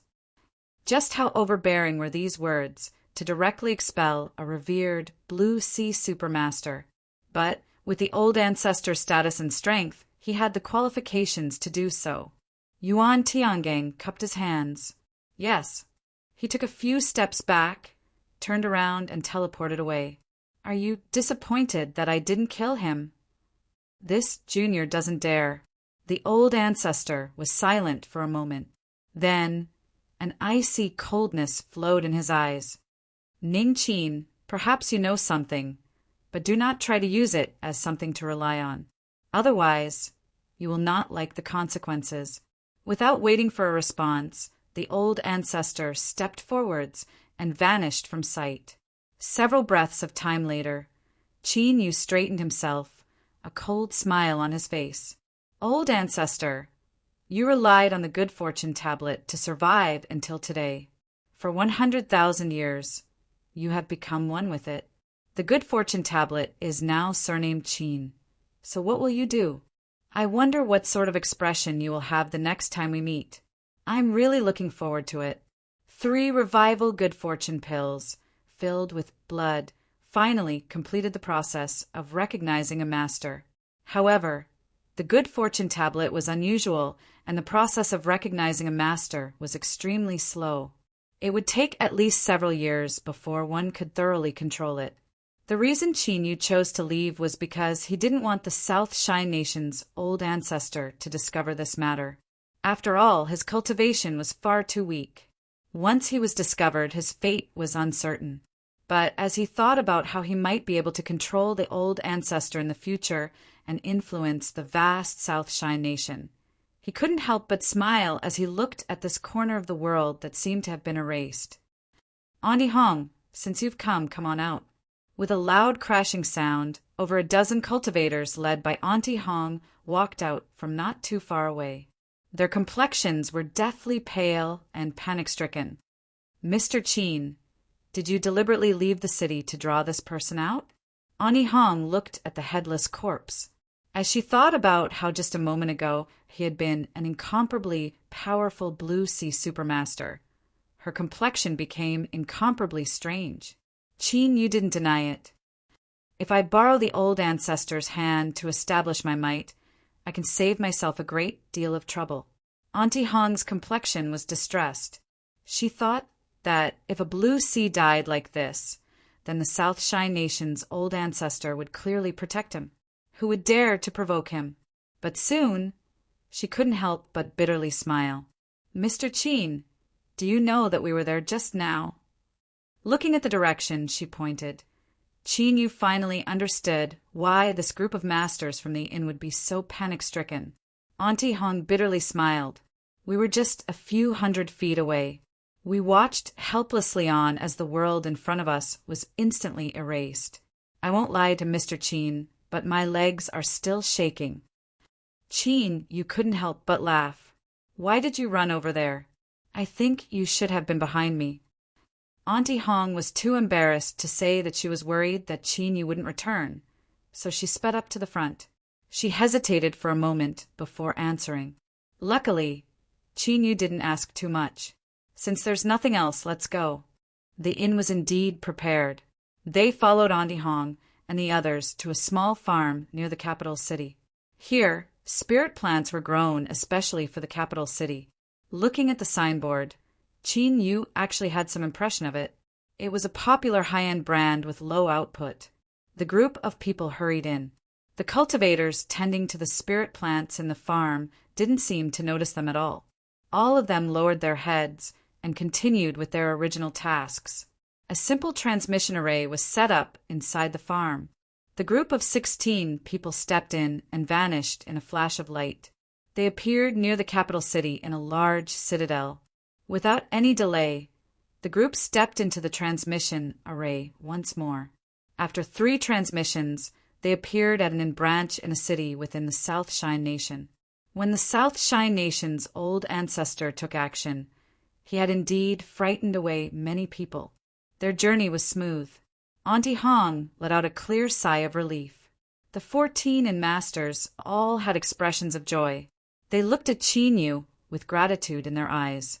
They never imagined that the one who took action would be a Blue Sea Realm superpower house. If it weren't for Chin Yu borrowing the South Shine Nation's old ancestor's hand to establish his prestige, they feared they would have died long ago. The branch division had already made preparations to receive them. Chin Yu felt a bit tired after the repeated transmissions. After a short rest, he was barely able to restore his spirit. Auntie Hong knocked on the door and entered. As her eyes fell onto Chin Yu's long gray hair, awe filled her eyes. If the great, desolate lake and cleansing temple could obtain news, then they also had their own channels. They naturally knew where this gray hair came from. Moreover, after personally witnessing how much the South Shine Nation's old ancestor valued Chin Yu, Auntie Hong's attitude became even more humble. Mr. Chin, the young master, said that you can arrange your own itinerary. Where would you like to go next? Chin Yu thought for a moment. Back to the beast hunting battalion. Auntie Hong was clearly surprised, but she didn't say anything. She nodded and went to make arrangements. Half a day later, only Auntie Hong and Chin Yu stepped into the transmission array. After passing through a transfer point, they finally returned to the beast hunting battalion. Chin Yu had already taken off his mask. He stretched out his waist and took a deep breath, a light smile on his lips. The name of Ning Qin was far too dazzling in the South Shine Nation. It was time for him to disappear. In the beast hunting battalion, Chin Yu would complete the most important transformation of his cultivation so far. He would advance to the divine soul realm. From this day forth, a third of the inn's rear courtyard that outsiders weren't allowed to enter was divided out, becoming Chin Yu's personal training area. Auntie Hong knew that Chin Yu would perceive the rules and break through to the divine soul realm. Thus, she issued strict orders to the women in the inn. They weren't allowed to casually approach him, and they weren't allowed to cause trouble. But the more she did this, the more these women understood just how important Chin Yu's current status was. Although they didn't know what was happening, they were skilled at observing others' expressions.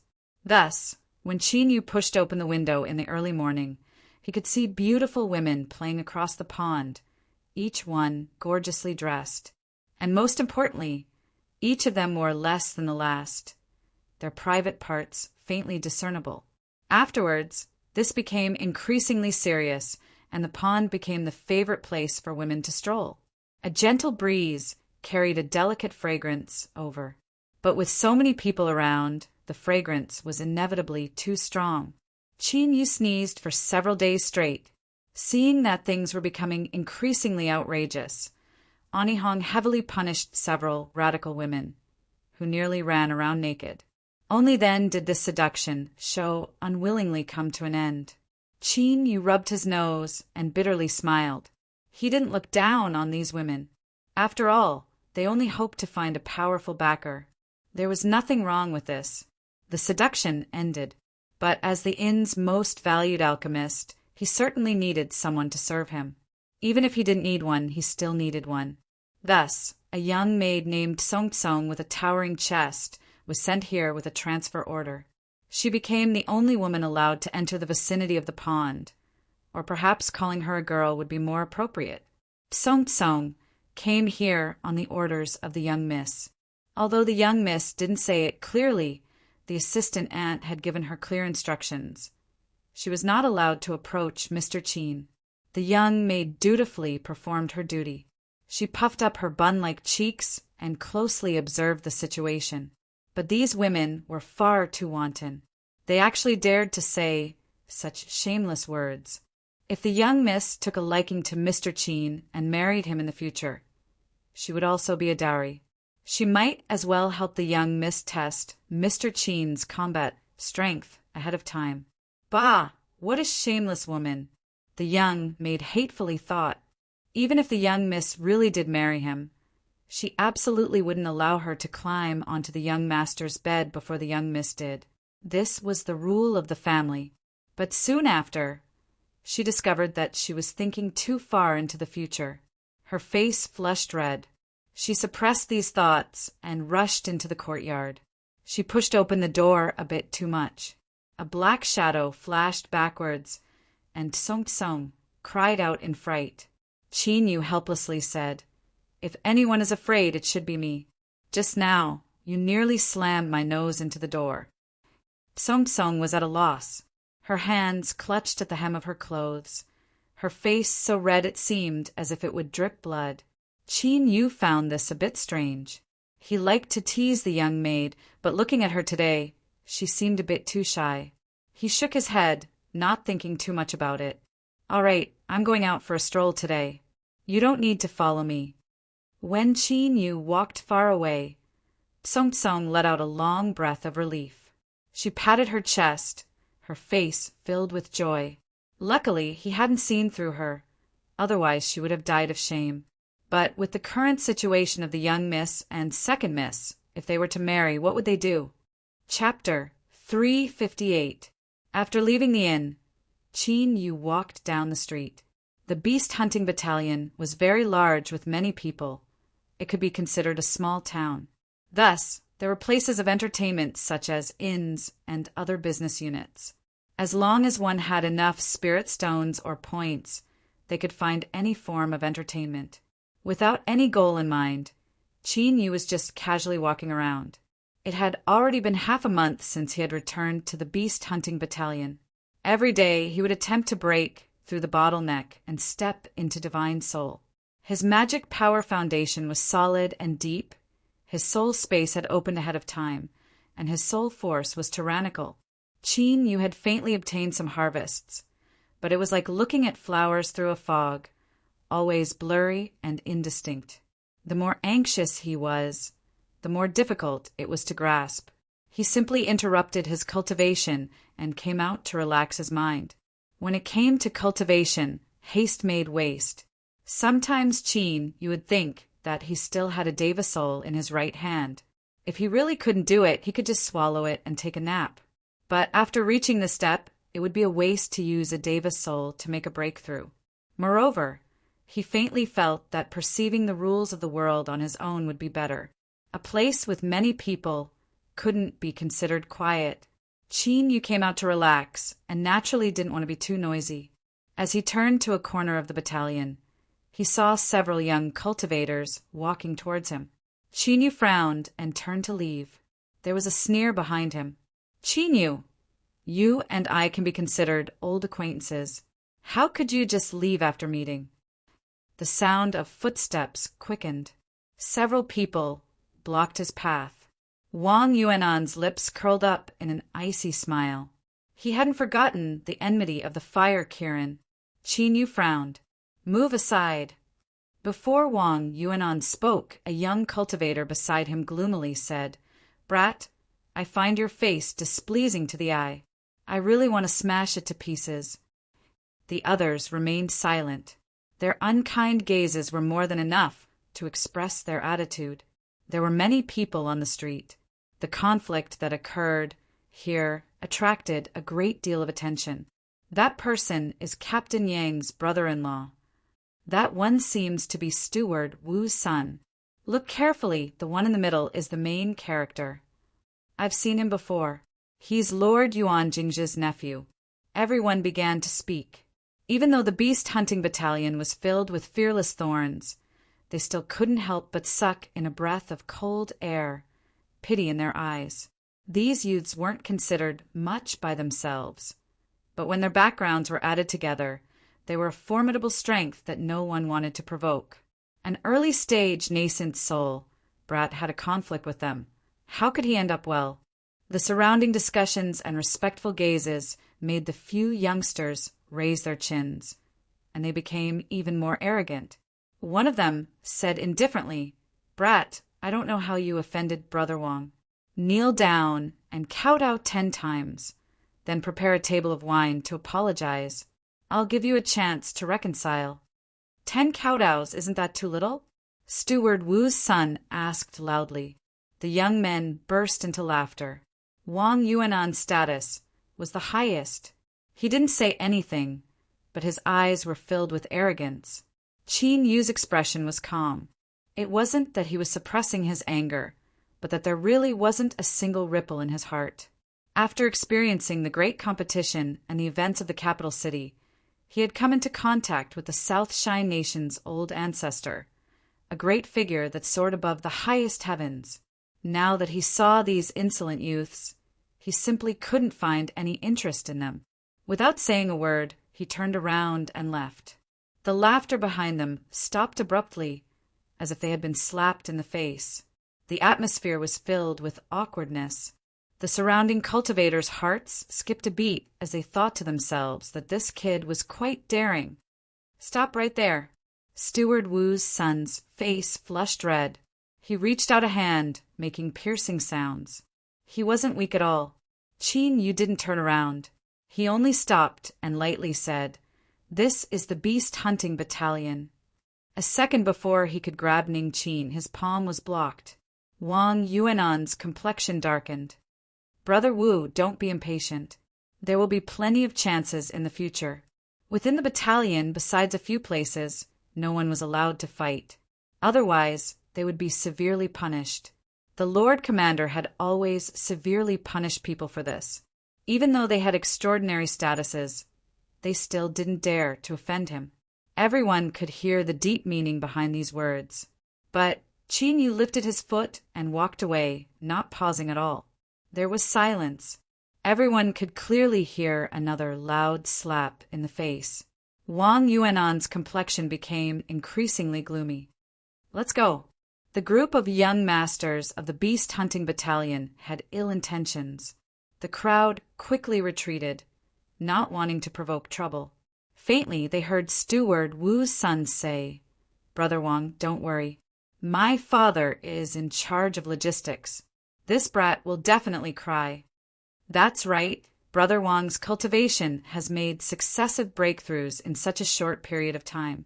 Once you reach Divine Soul, this brat will be at your mercy. Don't let him ruin your mood. I'll set up a feast at the inn. Brothers, have a good time and enjoy yourselves. The young masters gradually moved further away. The cultivators that weren't interested in watching the fun dispersed. As they listened to the sounds of their voices, they once again observed a moment of silence for that brat who had just slapped his face. After being targeted by them, he feared his future days would be difficult. Perhaps he would even lose his little life one day. Qin, you didn't care about what happened just now. He stood at the edge of the beast hunting battalion and looked out through the invisible barrier. The endless sea of clouds was filled with howling, heavenly winds. Occasionally, terrifying winds would crash into the barrier, stirring up ripples. Although these ripples seemed ordinary, if a cultivator below divine soul were to fall into them, their fate would be absolutely miserable. Qin Yu calmly looked on. He seemed to hear the howling of heavenly winds in his ears. These were sharp and mournful syllables, but as they fell into Qin Yu's ears, they seemed to carry with them an unknown rhythm. His pupils dilated, and he fell into an absent-minded state. After what seemed like a moment of absent-mindedness, Qin Yu's eyes regained focus. It was pitch black outside the barrier, and the howling of heavenly winds filled the darkness. His mind was still blurry, but the thick fog had lightened by a great deal. Qin Yu smiled. It seemed he wasn't too far away from making a breakthrough. Coming out today had been the right decision. But this good mood was ruined when he returned to the inn. The women's shouts and giggles were mixed in with the suppressed whispers of several youths. It seemed that the youths had paid a sufficient price to bring a woman out for the night. This was an extremely normal occurrence in the inn. But when both sides met in the hall, the atmosphere instantly turned heavy. Half drunk, Wu Neian was buried in a woman's chest. When he looked up and saw the figure at the entrance, his eyes widened. "Fuck, it's you, brat." Wang Yuanan was overjoyed. He sighed inwardly. He had actually dared to come here. There were only a few places in the beast hunting battalion where one could fight, and that included the inn. It was normal for men to be jealous. As long as they didn't kill anyone, the most they would have to pay was a small fine. Wu Neian pushed away the woman in his arms and staggered in front of Qin Yu. "You bastard! You dare to compete with me for a woman? You are courting death." He slapped him across the face. Wang Yuanan smiled. Although this surname Wu was crude, his mind was quite good. Although this excuse was bad, it was more than enough to beat someone up.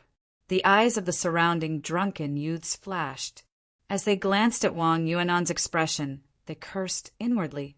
If this surname Wu took the first step and left a favorable impression on Wang Yuanan, then even if they taught this brat a lesson today, the greatest merit would be his. As they were unwilling, they heard a dull bang.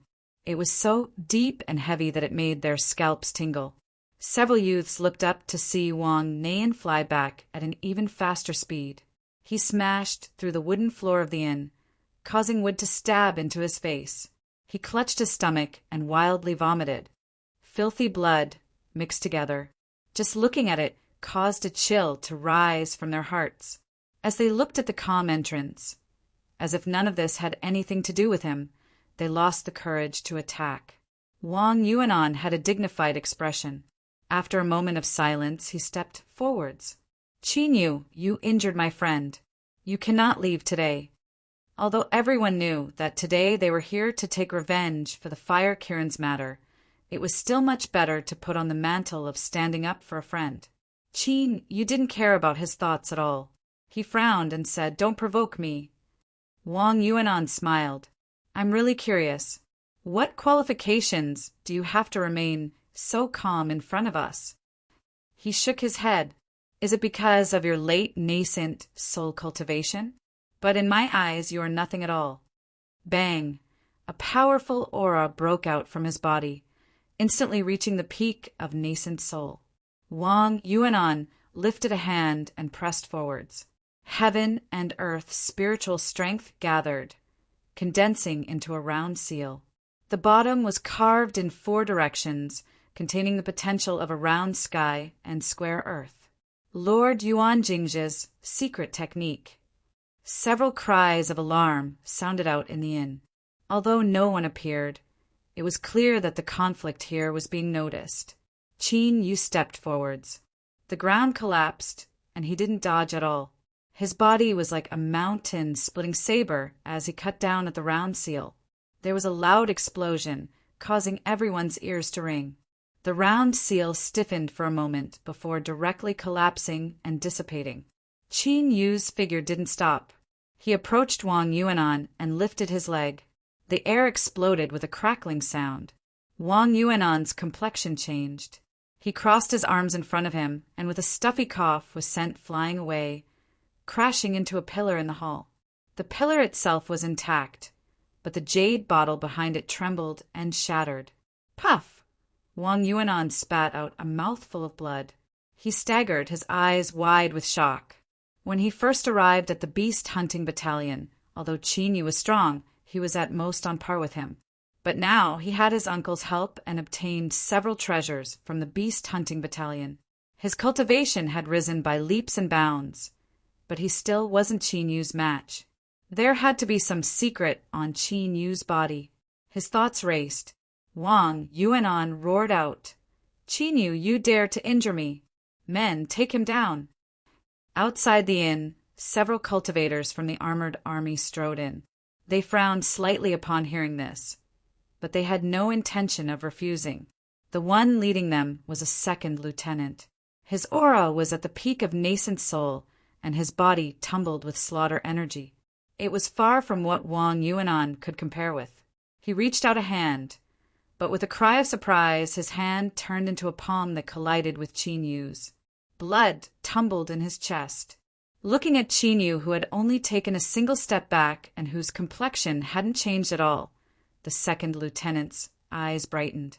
He coldly said, "You dare to resist arrest?" Qin Yu remained expressionless. "Why are you arresting me?" The second lieutenant didn't answer. He lifted a hand, and the cultivators behind him raised black crossbows. "Surrender yourself, otherwise I will kill you without mercy."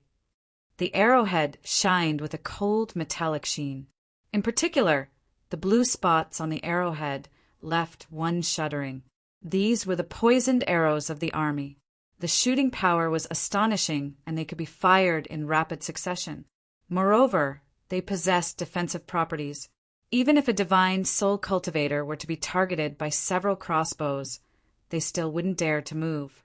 Wang Yuanan's eyes flashed with joy. It seemed like he had recklessly mobilized his uncle's guards to capture Qin Yu, but as long as he held Qin Yu in his hands, he could pry open his mouth. Chapter 359. The second lieutenant waved his hand. "Take him down." He didn't believe that Qin Yu would dare to resist. Sure enough, he furrowed his brows and relaxed his tense body. That frightening aura disappeared along with it. The second lieutenant relaxed a little and his complexion darkened. He didn't think that he would actually feel fear towards this boy. He coldly humphed inwardly. The lieutenant had already decided that he would let Qin Yu experience the cruelty of the autumn wind sweeping away the fallen leaves. But before the two guards could approach Qin Yu, they were stopped by the red-dressed Auntie Hong. She smiled, a gentle light in her eyes. "Second Lieutenant Du, why are you so angry that you want to capture someone from our inn?" The lieutenant's eyes revealed a trace of dread. "Auntie Hong, it's not that I want to be insolent in the inn, but this person has injured my family's young nephew. I cannot let him off." Auntie Hong's smile didn't diminish. "Second Lieutenant Du, can you really not bend the rules?" The lieutenant's complexion changed. He braced himself and said, "Auntie Hong, please don't make things difficult for me."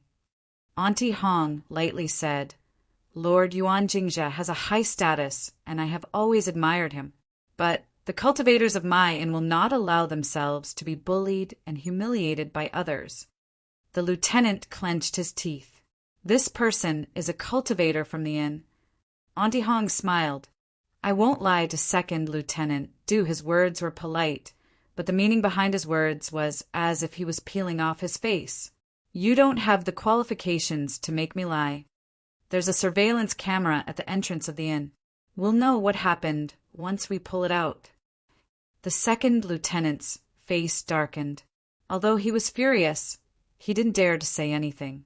The power and background of the inn wasn't something a mere second lieutenant like him could provoke. Now that they were riding a tiger, it was hard for them to get off. If they were really scared off, their master's reputation would be tarnished and they would be punished. Thinking that this was all because of Wang Yuanan, the second lieutenant's eyes were filled with resentment. Wang Yuanan cursed inwardly. He never thought that something like this would happen, but he didn't dare to do anything at this time. He took a deep breath and cupped his hands together. "Auntie Hong!" Before he finished speaking, he was interrupted. Auntie Hong lightly said, "From now on, Sir Wang's business is not to be accepted. What are you all standing around for? Go back and greet the guests." The woman who had promised to be taken away obediently lowered her head and turned to leave. Auntie Hong turned. "Let's go." Qin Yu rubbed his nose. He thought that this slap wasn't bad at all. He smiled and followed after her. Wang Yuanan's face turned red, purple, and then green. He spat out a mouthful of blood, closed his eyes, and collapsed. At a time like this, the only way to survive was to feign death. Second Lieutenant Du ordered his men to lift Wang Yuanan and left with a livid face. The rest of the youngsters looked at each other in dismay. Who would have thought that the drama of stepping on a bug would develop into such a situation? The inn's background had always been mysterious, and they had long been warned not to provoke them. He grabbed Wu Neian and followed behind the guards, leaving dejectedly. After entering the rear courtyard and avoiding the eyes of the outside world, Auntie Hong quickly turned and bowed. "Mr. Qin, in order to keep your identity a secret, I have offended you. Please forgive me." Qin Yu waved his hand. "It's fine." His eyes flashed. "Auntie Hong has such a tough attitude today. Don't you fear that Lord Yuan Jingzhou will retaliate against you?" Auntie Hong smiled and said, "The inn has always adhered to the principle of keeping a low profile. But if someone tries to bully us, we won't be afraid. What's more, Wang Yuanan was rude to Sir. If I wasn't worried about arousing suspicion, I wouldn't have let them go." Qin Yu faintly smiled. "Auntie Hong, are you trying to show off the inn's muscles to win me over?"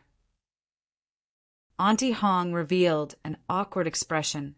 "I don't dare to deceive Mr. Lin. The orders I received were to satisfy Mr. Lin and increase your sense of identity within." Qin Yu hesitated for a moment. He said, "Auntie Hong, I will be frank with you.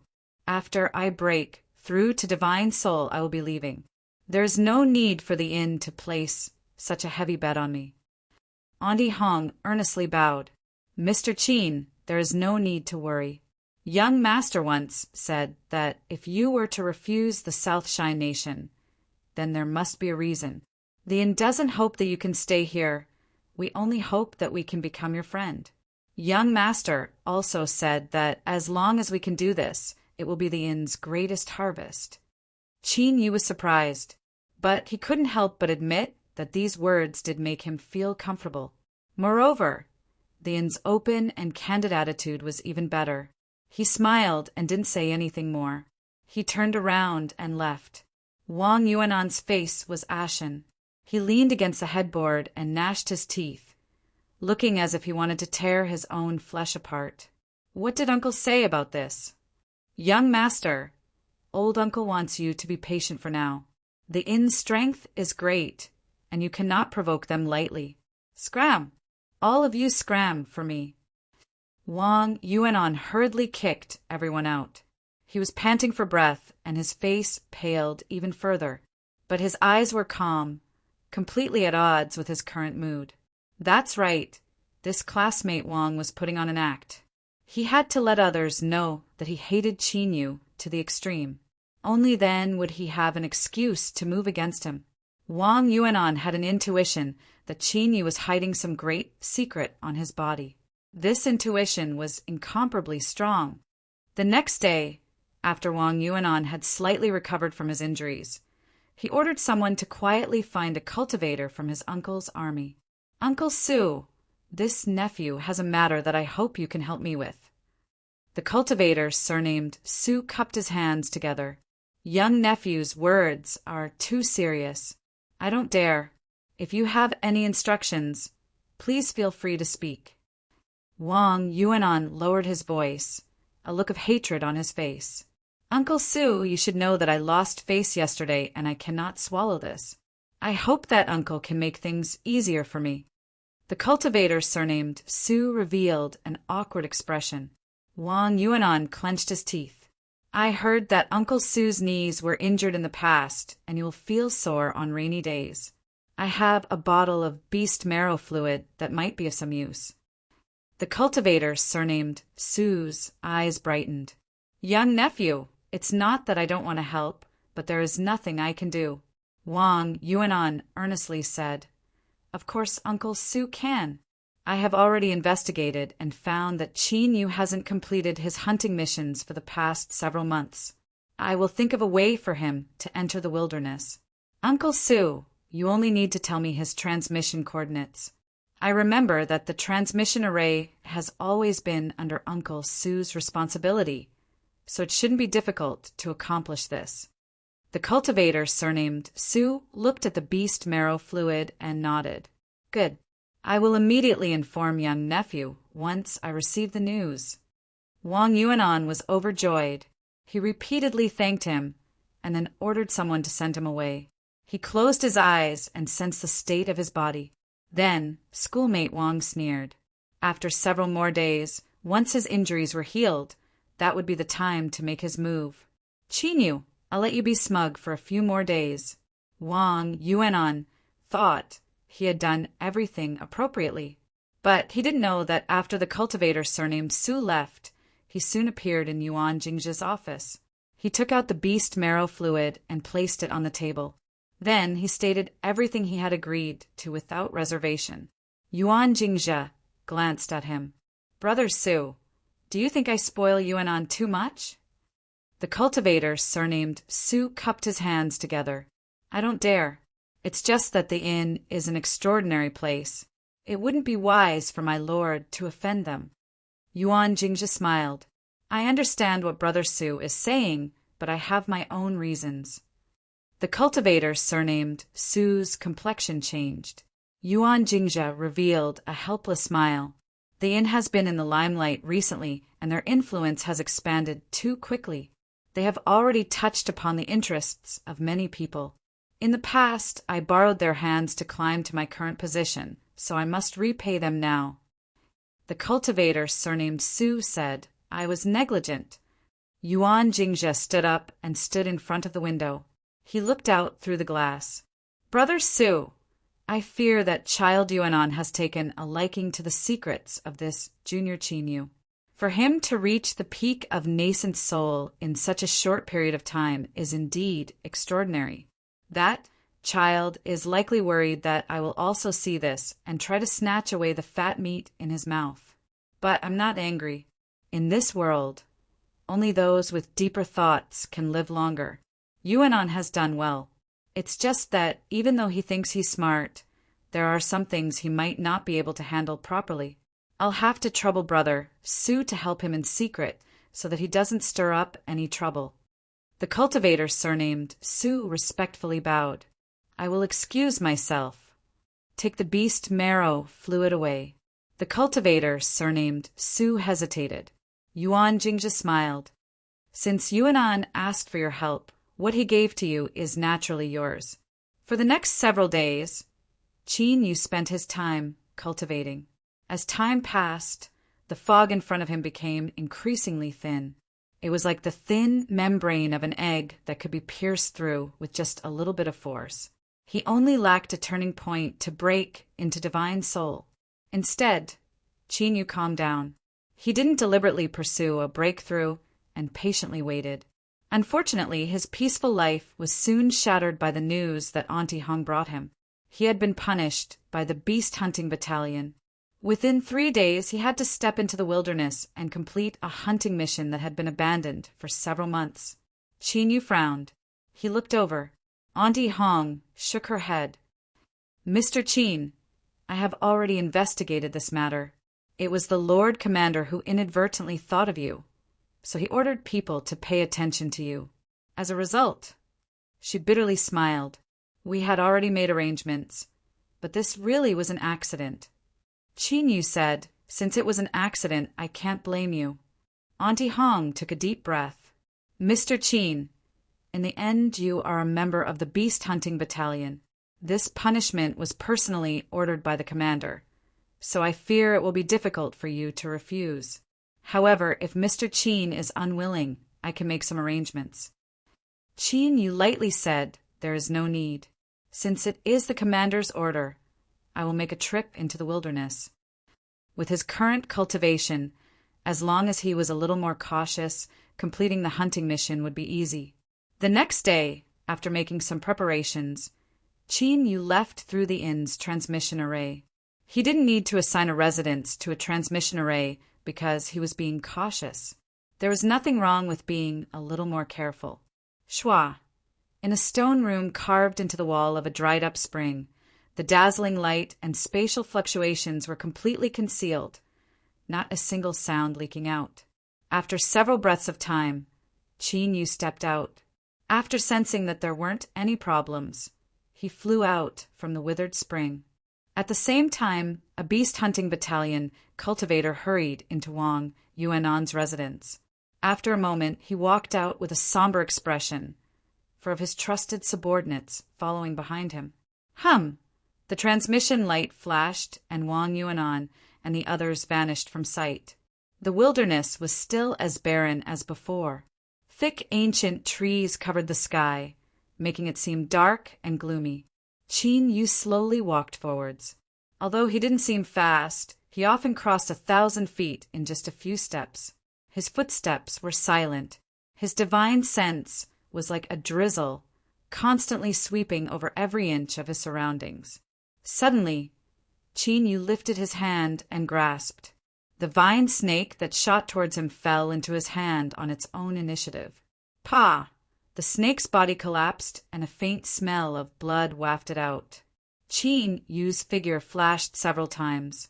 Before the blood stained his body, he had already left this area. The wilderness was unfathomably deep. Terrifying monster beasts could exist anywhere. With his current strength, he was far from being able to disregard danger. It wasn't wrong to be a bit more careful. 2 hours later, Qin Yu stopped. He looked at his points card and found that he had completed the punishment requirements. There was nothing to be proud of. With his current combat strength, completing this punishment was a matter of course. Without staying any longer, Qin Yu turned and flew straight towards the transmission array. Chapter 360. Pa! Pa! Pa! Wang Yuanan clapped his hands. Qin Yu, I never thought you would be so vigilant. Before he finished speaking, he raised his hand and something exploded in the air. A foul black gas covered Qin Yu. With a loud shout, 4 beams of saber light appeared, sealing off all angles. They were ruthless and brutal to the extreme. They didn't hold anything back.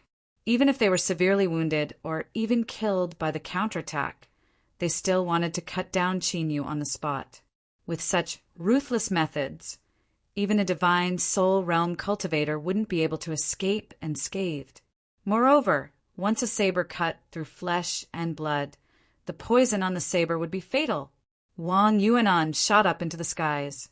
A pitch-black spear appeared in his hands. The spear point glowed with a blood-red light, its demonic nature soaring to the heavens. Like this, even if Qin Yu had a method to escape, he would still have to face a fatal strike after using the 4 saber strikes. Bang! The 4 beams of saber light collapsed without warning. The 4 saber-wielding cultivators cried out pitifully as their bodies were instantly torn apart. Wang Yuanan was frightened, shock in his eyes. The foul black gas parted, and Qin Yu walked out without expression. His black robes didn't have a single wrinkle. Ah! With a loud shout, the black spear shot out, the spear point glowing with a blood-red light. With a single strike, Wang Yuanan turned and fled, to instantly kill 4 of his trusted subordinates. Qin Yu's strength far surpassed his expectations. Damn! How could he be so strong? A blue leather boot on his feet erupted with a rich halo of light. Wang Yuanan's speed was astonishing, leaving only after images behind him. Luckily, he was prepared. His uncle had given him the wind-treading technique. Even a divine soul cultivator might not be able to match him, so escaping shouldn't be a problem. But just as this thought appeared, Wang Yuanan's heart violently shrank and fear surged through him. "Stop!" With a loud shout, a figure flew out, lifting a hand and pressing down. Wang Yuanan was overjoyed. "Uncle Su!" There was a loud explosion behind him, as if two giants had collided. Wang Yuanan was frightened and immediately fled. He thought that this bastard Qin Yu was actually strong enough to contend with the middle divine soul realm Su Yunyan. He had to convince his uncle to kill him, otherwise he would become a great calamity. Suddenly, Wang Yuanan felt something was wrong. Why was it so cold? He looked down and saw a large, transparent hole in his chest. Something seemed to be missing inside. A sense of powerlessness welled up in his heart. Wang Yuanan's body plummeted to the ground, his heart roaring. "My aptitude is top-notch and my skills are superb. I will definitely have great achievements in the future. How can I die here?" Pah! There was now a pile of rotten meat in the wilderness. It wouldn't be long before it was devoured clean by the foraging monster beasts. Su Yunyan's face was ashen. You actually killed Wang Yuanan." The Lord had no descendants and treated this nephew as his own. With such a big mistake, he would definitely not be able to escape responsibility. Qin Yu lightly said, "If he wants to kill me, he naturally needs to be prepared to be killed instead." Su Yunyan turned and left. He had to pass this news to the Lord. But at this moment, his expression changed drastically, and he turned around to block the attack. Bang! Amidst the loud noise, Su Yunyan was sent flying. He crashed into several ancient trees and spat out a mouthful of blood. "Qin Yu, you dare to attack me!" Qin Yu didn't speak. He stepped forwards and approached once more. Su Yunyan let out a low roar. Space rippled, and his figure disappeared. Instant transmission. Qin Yu frowned. The shadow beneath his feet fluctuated, and he stepped into the shadows of the ground, vanishing from sight. Su Yunyan staggered forwards. Light flashed around him, and he rapidly flew away at a low altitude. The wilderness was filled with countless dangers. He didn't dare to teleport too far away, but it should be enough to shake off Qin Yu. This boy was clearly only at the nascent soul realm, but his combat strength was actually so terrifying. Fear flashed in his eyes. Su Yunyan sped up, but at this time, his eyes widened in endless shock. Spatial ripples appeared once more. This was the second time he used instant transmission, but before he could vanish, a palm had already struck his chest. Bang! Like a great drum being struck, the dense blood vessels on the surface of Su Yunyan's eyes burst open. His body stiffened, and then he slumped to the ground. A palm-sized translucent soul flew out from the top of his head. But before it could escape, a vortex appeared in Qin Yu's shadow. No! With a desperate scream, the soul was pulled in, and its aura instantly vanished. Qin Yu frowned. He never thought that the summoned life form that fused into his soul would actually have the ability to extinguish souls. It had to be known that divine soul cultivators had many methods to survive. Besides instant transmission, escaping with their souls was also one of them. However, it was clear that it would be extremely difficult for Qin Yu's enemies to rely on their souls to survive in the future. He bent over Su Yunyan's body and searched it. Unfortunately, after visiting the South Shine Nation's treasury, Qin Yu had become extremely wealthy. Besides several large spirit stone cards, there wasn't anything else that caught his eye. He shadow-stepped back to Wang Yuanan's corpse and searched it as usual. Sure enough, this young master had given him a pleasant surprise. Disregarding the boots called wind step, there was also a stalk of God transforming grass. This spiritual object emitted an aura that could enhance the soul's ability to sense the rules.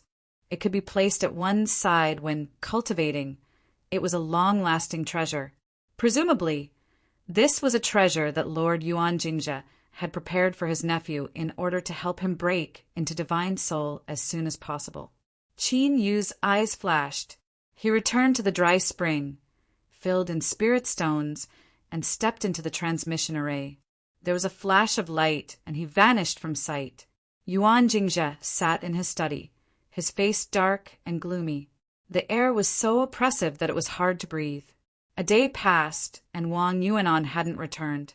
Even Su Yonyan, who had been secretly following him just in case, had gone missing. Something had happened. Yuan Jingzhe's heart ached and his eyes turned red. But with his powerful will, he didn't change his sitting posture at all. After a long time, he took a deep breath and coldly said, "Go to the inn and see if Qinyu has returned." A corner of the study twisted for a moment before returning to tranquility. A moment later, a respectful voice sounded out, "My lord, Qinyu has returned." Yuan Jingzhe closed his eyes in meditation. He nodded, indicating that he understood. After an unknown period of time, he let out a breath and opened his eyes. He stood up and walked out. When he stepped out of the study, the large mahogany chair he sat on shattered without warning. Every piece fell to the ground without making a sound as they shattered into countless pieces of powder. Soon, Ani Hong sat in a soft sedan and arrived at the commander's territory. As if they already knew this, the guards inspected her and respectfully let her pass. For hours later, Auntie Hong walked out from the door with an icy, cold expression. She bent down and sat down in the sedan. She couldn't help but rub her eyebrows, a look of weariness on her face. Luckily, Mr. Qin had returned and informed her of what had happened. If she hadn't been prepared, it would have been difficult to deal with Yuan Jingzhe today. It seemed that the rumors were likely true. Wang Yuanan was the incestuous son of him and his little sister. Otherwise, why would he place such importance on him? After returning to the inn, Auntie Hong knocked on the door to Qin Yu's courtyard. After taking a seat, she respectfully said, "Mr. Qin, the matter has been handled. With the commander suppressing it, Yuan Jingzhe won't dare to casually attack. But to ensure your safety, it is best if you don't go out for the next period of time." Qin Yu nodded. "I understand. I'll have to trouble Auntie Hong." Auntie Hong repeatedly said that she wouldn't dare. She bowed and bid her farewells once more. Qin Yu sent her out and returned to the quiet room. The young maid was boiling water for tea. She wanted to say something, but hesitated. "Mr. Qin, I heard the miss say that Yuan Jingzhe is a patient person and his methods are ruthless. He isn't someone to be provoked." Qin Yu smiled. "He's already been killed, so it's useless to say such things." The young maid puffed up her cheeks. She asked, "Why couldn't you bear it for a bit?" Qin Yu shook his head. "You don't understand. At other times, in order to avoid trouble, I might have let him live. But now is not the time." He was about to make a breakthrough to Divine Soul. What he needed to do was relax his mind. If Wang Yuanan wanted to kill him, then he could only be killed. As for Yuan Jingzhe, he had heard that this lord's strength and methods were truly high. But Qin Yu wasn't worried at all.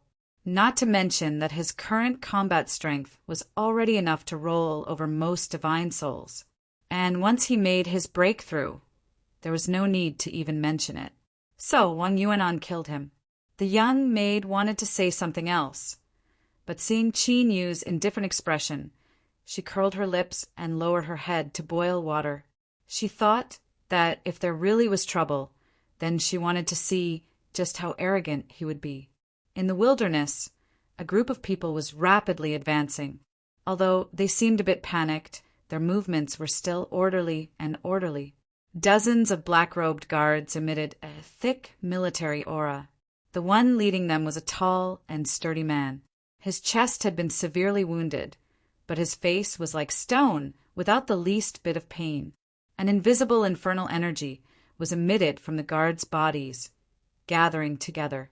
It caused the monster beasts in the wilderness to flee, not daring to approach. But at this time the sky was dark. Behind them, shadows flickered in the wilderness, as if there were countless evil spirits following them from far behind. After another hour, the leader lifted his hand and the group came to a stop. Without needing any orders, the guards automatically spread out, forming a simple defensive formation. The leader walked to the only speed car in the group. He cupped his hands together and bowed. "Noble one, we have suffered great losses. We must stop and rest for a while." The window rolled down a bit, and a gentlewoman's voice sounded out. "I do not understand these matters. Captain Stone, you can decide for yourself."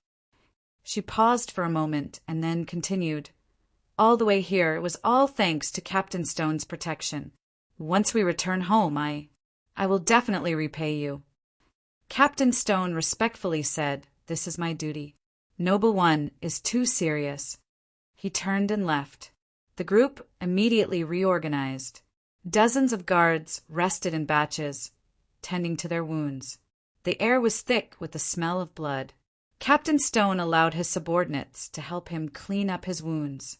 His chest was torn open, and the edges were blue and purple, making him look extremely fierce. But from start to finish, his complexion didn't change at all, as if this wound didn't exist on his body at all. Suddenly, Captain Stone pushed aside a subordinate in front of him. An arrow burst out and was caught an inch from between his eyebrows. The arrowhead trembled and buzzed. "Enemy attack!" With a loud shout, Captain Stone rushed out first. Miserable screams filled the dark wilderness, accompanied by the sound of flesh and blood being torn apart. The guards reacted quickly. They formed a circle around the speed car, protecting it. But at this time the ground suddenly exploded. The terrifying impact sent the speed car flying away, and the guards were either killed or wounded. "Kill!" With a loud shout, a massive number of black-faced cultivators rushed forwards. Whenever they encountered an injured guard, they would finish them off. "Protect the noble one." The guards that could still fight jumped up and began to fight with the enemy. There was a terrifying explosion in the darkness. Several ancient trees were uprooted, and Captain Stone was sent flying backwards. The wound on his chest had split open, and his face was pale. But his opponent was in an even worse state. He spat out several mouthfuls of blood and slumped to the ground. "Pah!" Captain Stone fell beside the speed car. It had clearly been specially reinforced. Even though it had been sent tumbling to the ground by the explosion, there were only a few more cracks in the glass. "Noble one, the enemy is too strong. I will help you kill our way out." The door was pushed open from the inside, but was blocked by the dirt. Captain Stone grabbed the door and pulled, causing the two women to tumble together. Captain Stone hurriedly said, "Noble one, please forgive me." The green-clothed maid hugged the woman in her arms. "Noble one is injured. Hurry and save her." Chapter 361. Captain Stone's complexion changed. He grabbed the unconscious woman's wrist and then let go. "I've offended you. The noble one's condition isn't too good. She must be treated immediately. Let's leave here first. You support the noble one and follow behind me." Picking up a long sword, Captain Stone strode forwards. His wrist waved, sword energy crisscrossing as he cut out a bloody path. The remaining guards saw through their leader's intentions. They roared out loud, disregarding their own deaths as they entangled their opponents. Captain Stone strode forwards. The maid supported the noble one as she staggered behind. The sounds of fighting gradually faded away, and the skies turned dark. The wilderness is too dangerous at night. The noble one also needs treatment. Let's stop here. Several sword strikes cut apart the thorns blocking the way. Captain Stone entered the cave first and soon came back out. "It's safe. Help the noble one in." He stayed outside and erased the traces of the sword strikes. Then he laid down an aura-isolating array disc and turned to enter the cave. The maid took out a night pearl and skillfully placed it in a groove in the cave. The darkness was immediately expelled. "Captain Stone, hurry and save the noble one." Her face paled and her voice trembled with fear. Captain Stone nodded. He half knelt beside the noble one and grabbed her hand. "Miss, I need some clean water to wash myself. Hurry and prepare it." "Okay." The maid flipped her hand and took out a blue jade basin, as well as a large bucket of sealed spring water. She tore open the seal and poured the water into the basin. Puff!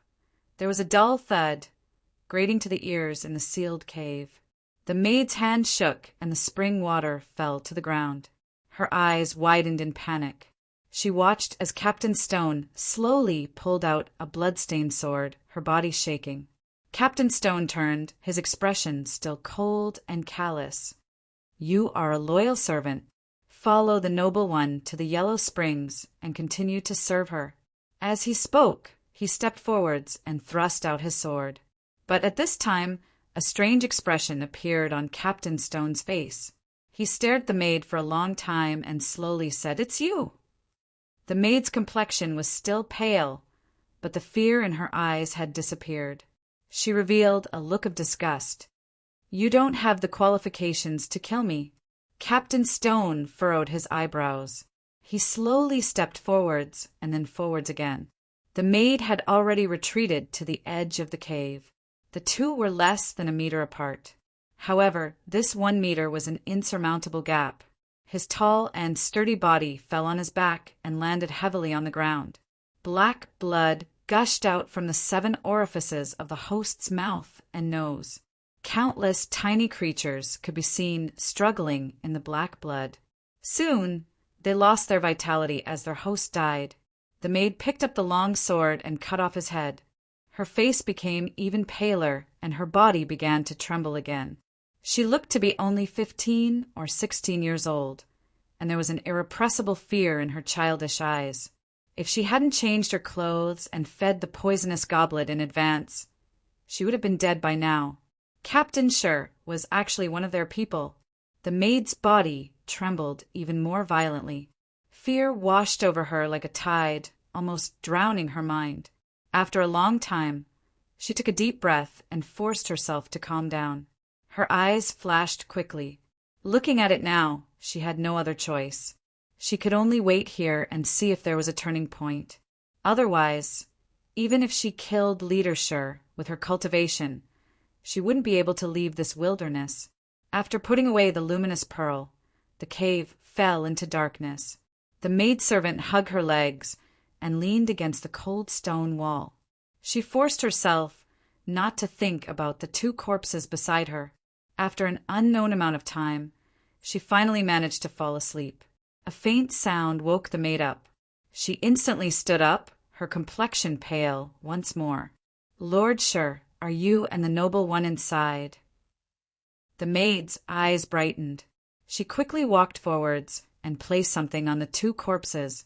Then she turned and walked out of the cave. It was already bright outside. The 20-some guards were all injured. As they saw the maid, their eyes brightened. They hurriedly asked, "How are the leader and the noble one?" The maid swept her eyes around. She turned her hand and took out a token. This object seemed like gold, but wasn't gold. As she poured magic power into it, it emitted an extremely pure golden light, dignified and noble. "I am Great Chu's 19th princess, Xiong Yuana. In order to save me, Captain Sher and the maid have all died." The guards were shocked. They naturally recognized the royal family token. They hurriedly fell to their knees. Lowly servants didn't recognize the princess. "I ask for the princess forgiveness." Xiong Yuana had a dignified expression. "Those who don't know are not guilty. Moreover, you are all loyal guards. Once I escape this evil villain's plot, I will surely reward you." Lowly servants pledge their lives to protect your highness. Xiong Yuana's eyes swept around. An imperceptible flash flashed. You, and you, enter the cave and bring out Captain Sher's corpse." The 3 guards who were chosen revealed a trace of panic in their eyes. They hurriedly entered the cave. Soon, the corpses of Captain Sher and the maid were brought out. But at this time, the 3 guards cried out miserably. Their bodies tumbled to the ground and they soon died. The guards were restless. Xiong Yuana cried out, "This is bad. There's poison on the corpses. We have to leave immediately." No one objected.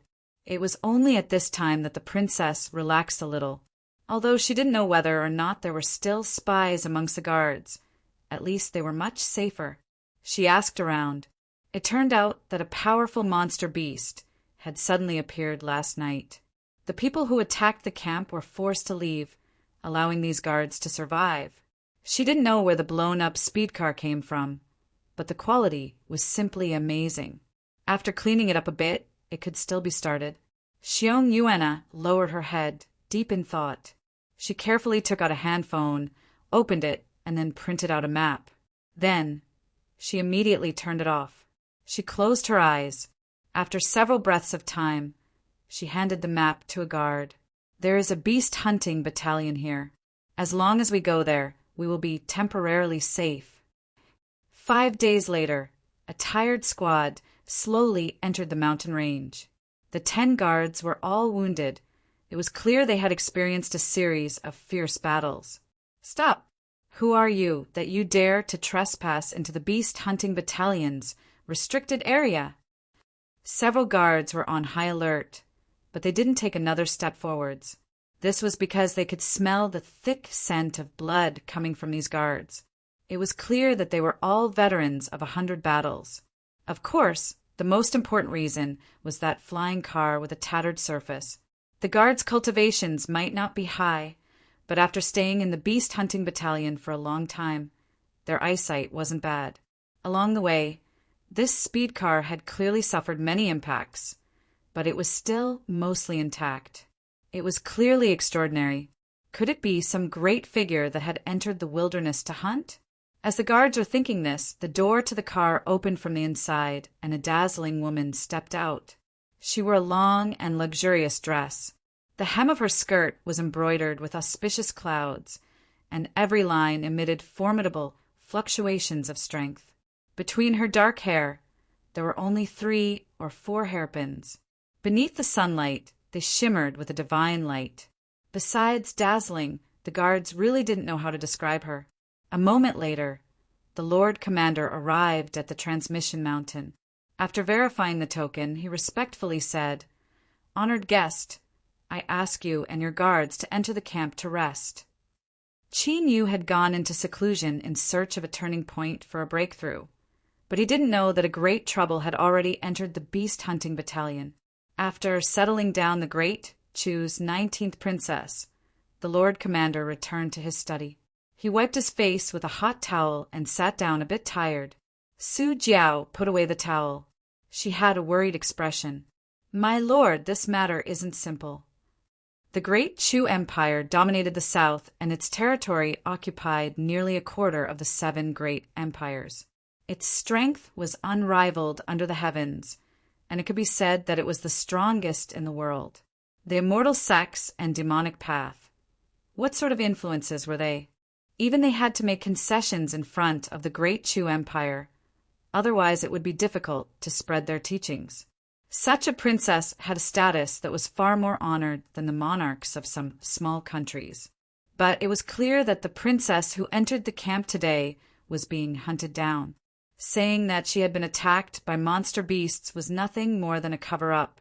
The injuries of the guards and the marks left behind by the speed car were clearly the work of cultivators. The dignified great Chu princess was being hunted down, and yet the princess herself wanted to cover it up. The profound meaning behind this was enough to make one shudder. The Lord Commander bitterly smiled. "Brother Su, you and I both know that this is an unexpected disaster." He paused for a moment and then said, "People will die." Su Jiao was deeply worried. "My lord, since Her Highness is concealing this matter, we can only pretend that we don't know and send them away as soon as possible."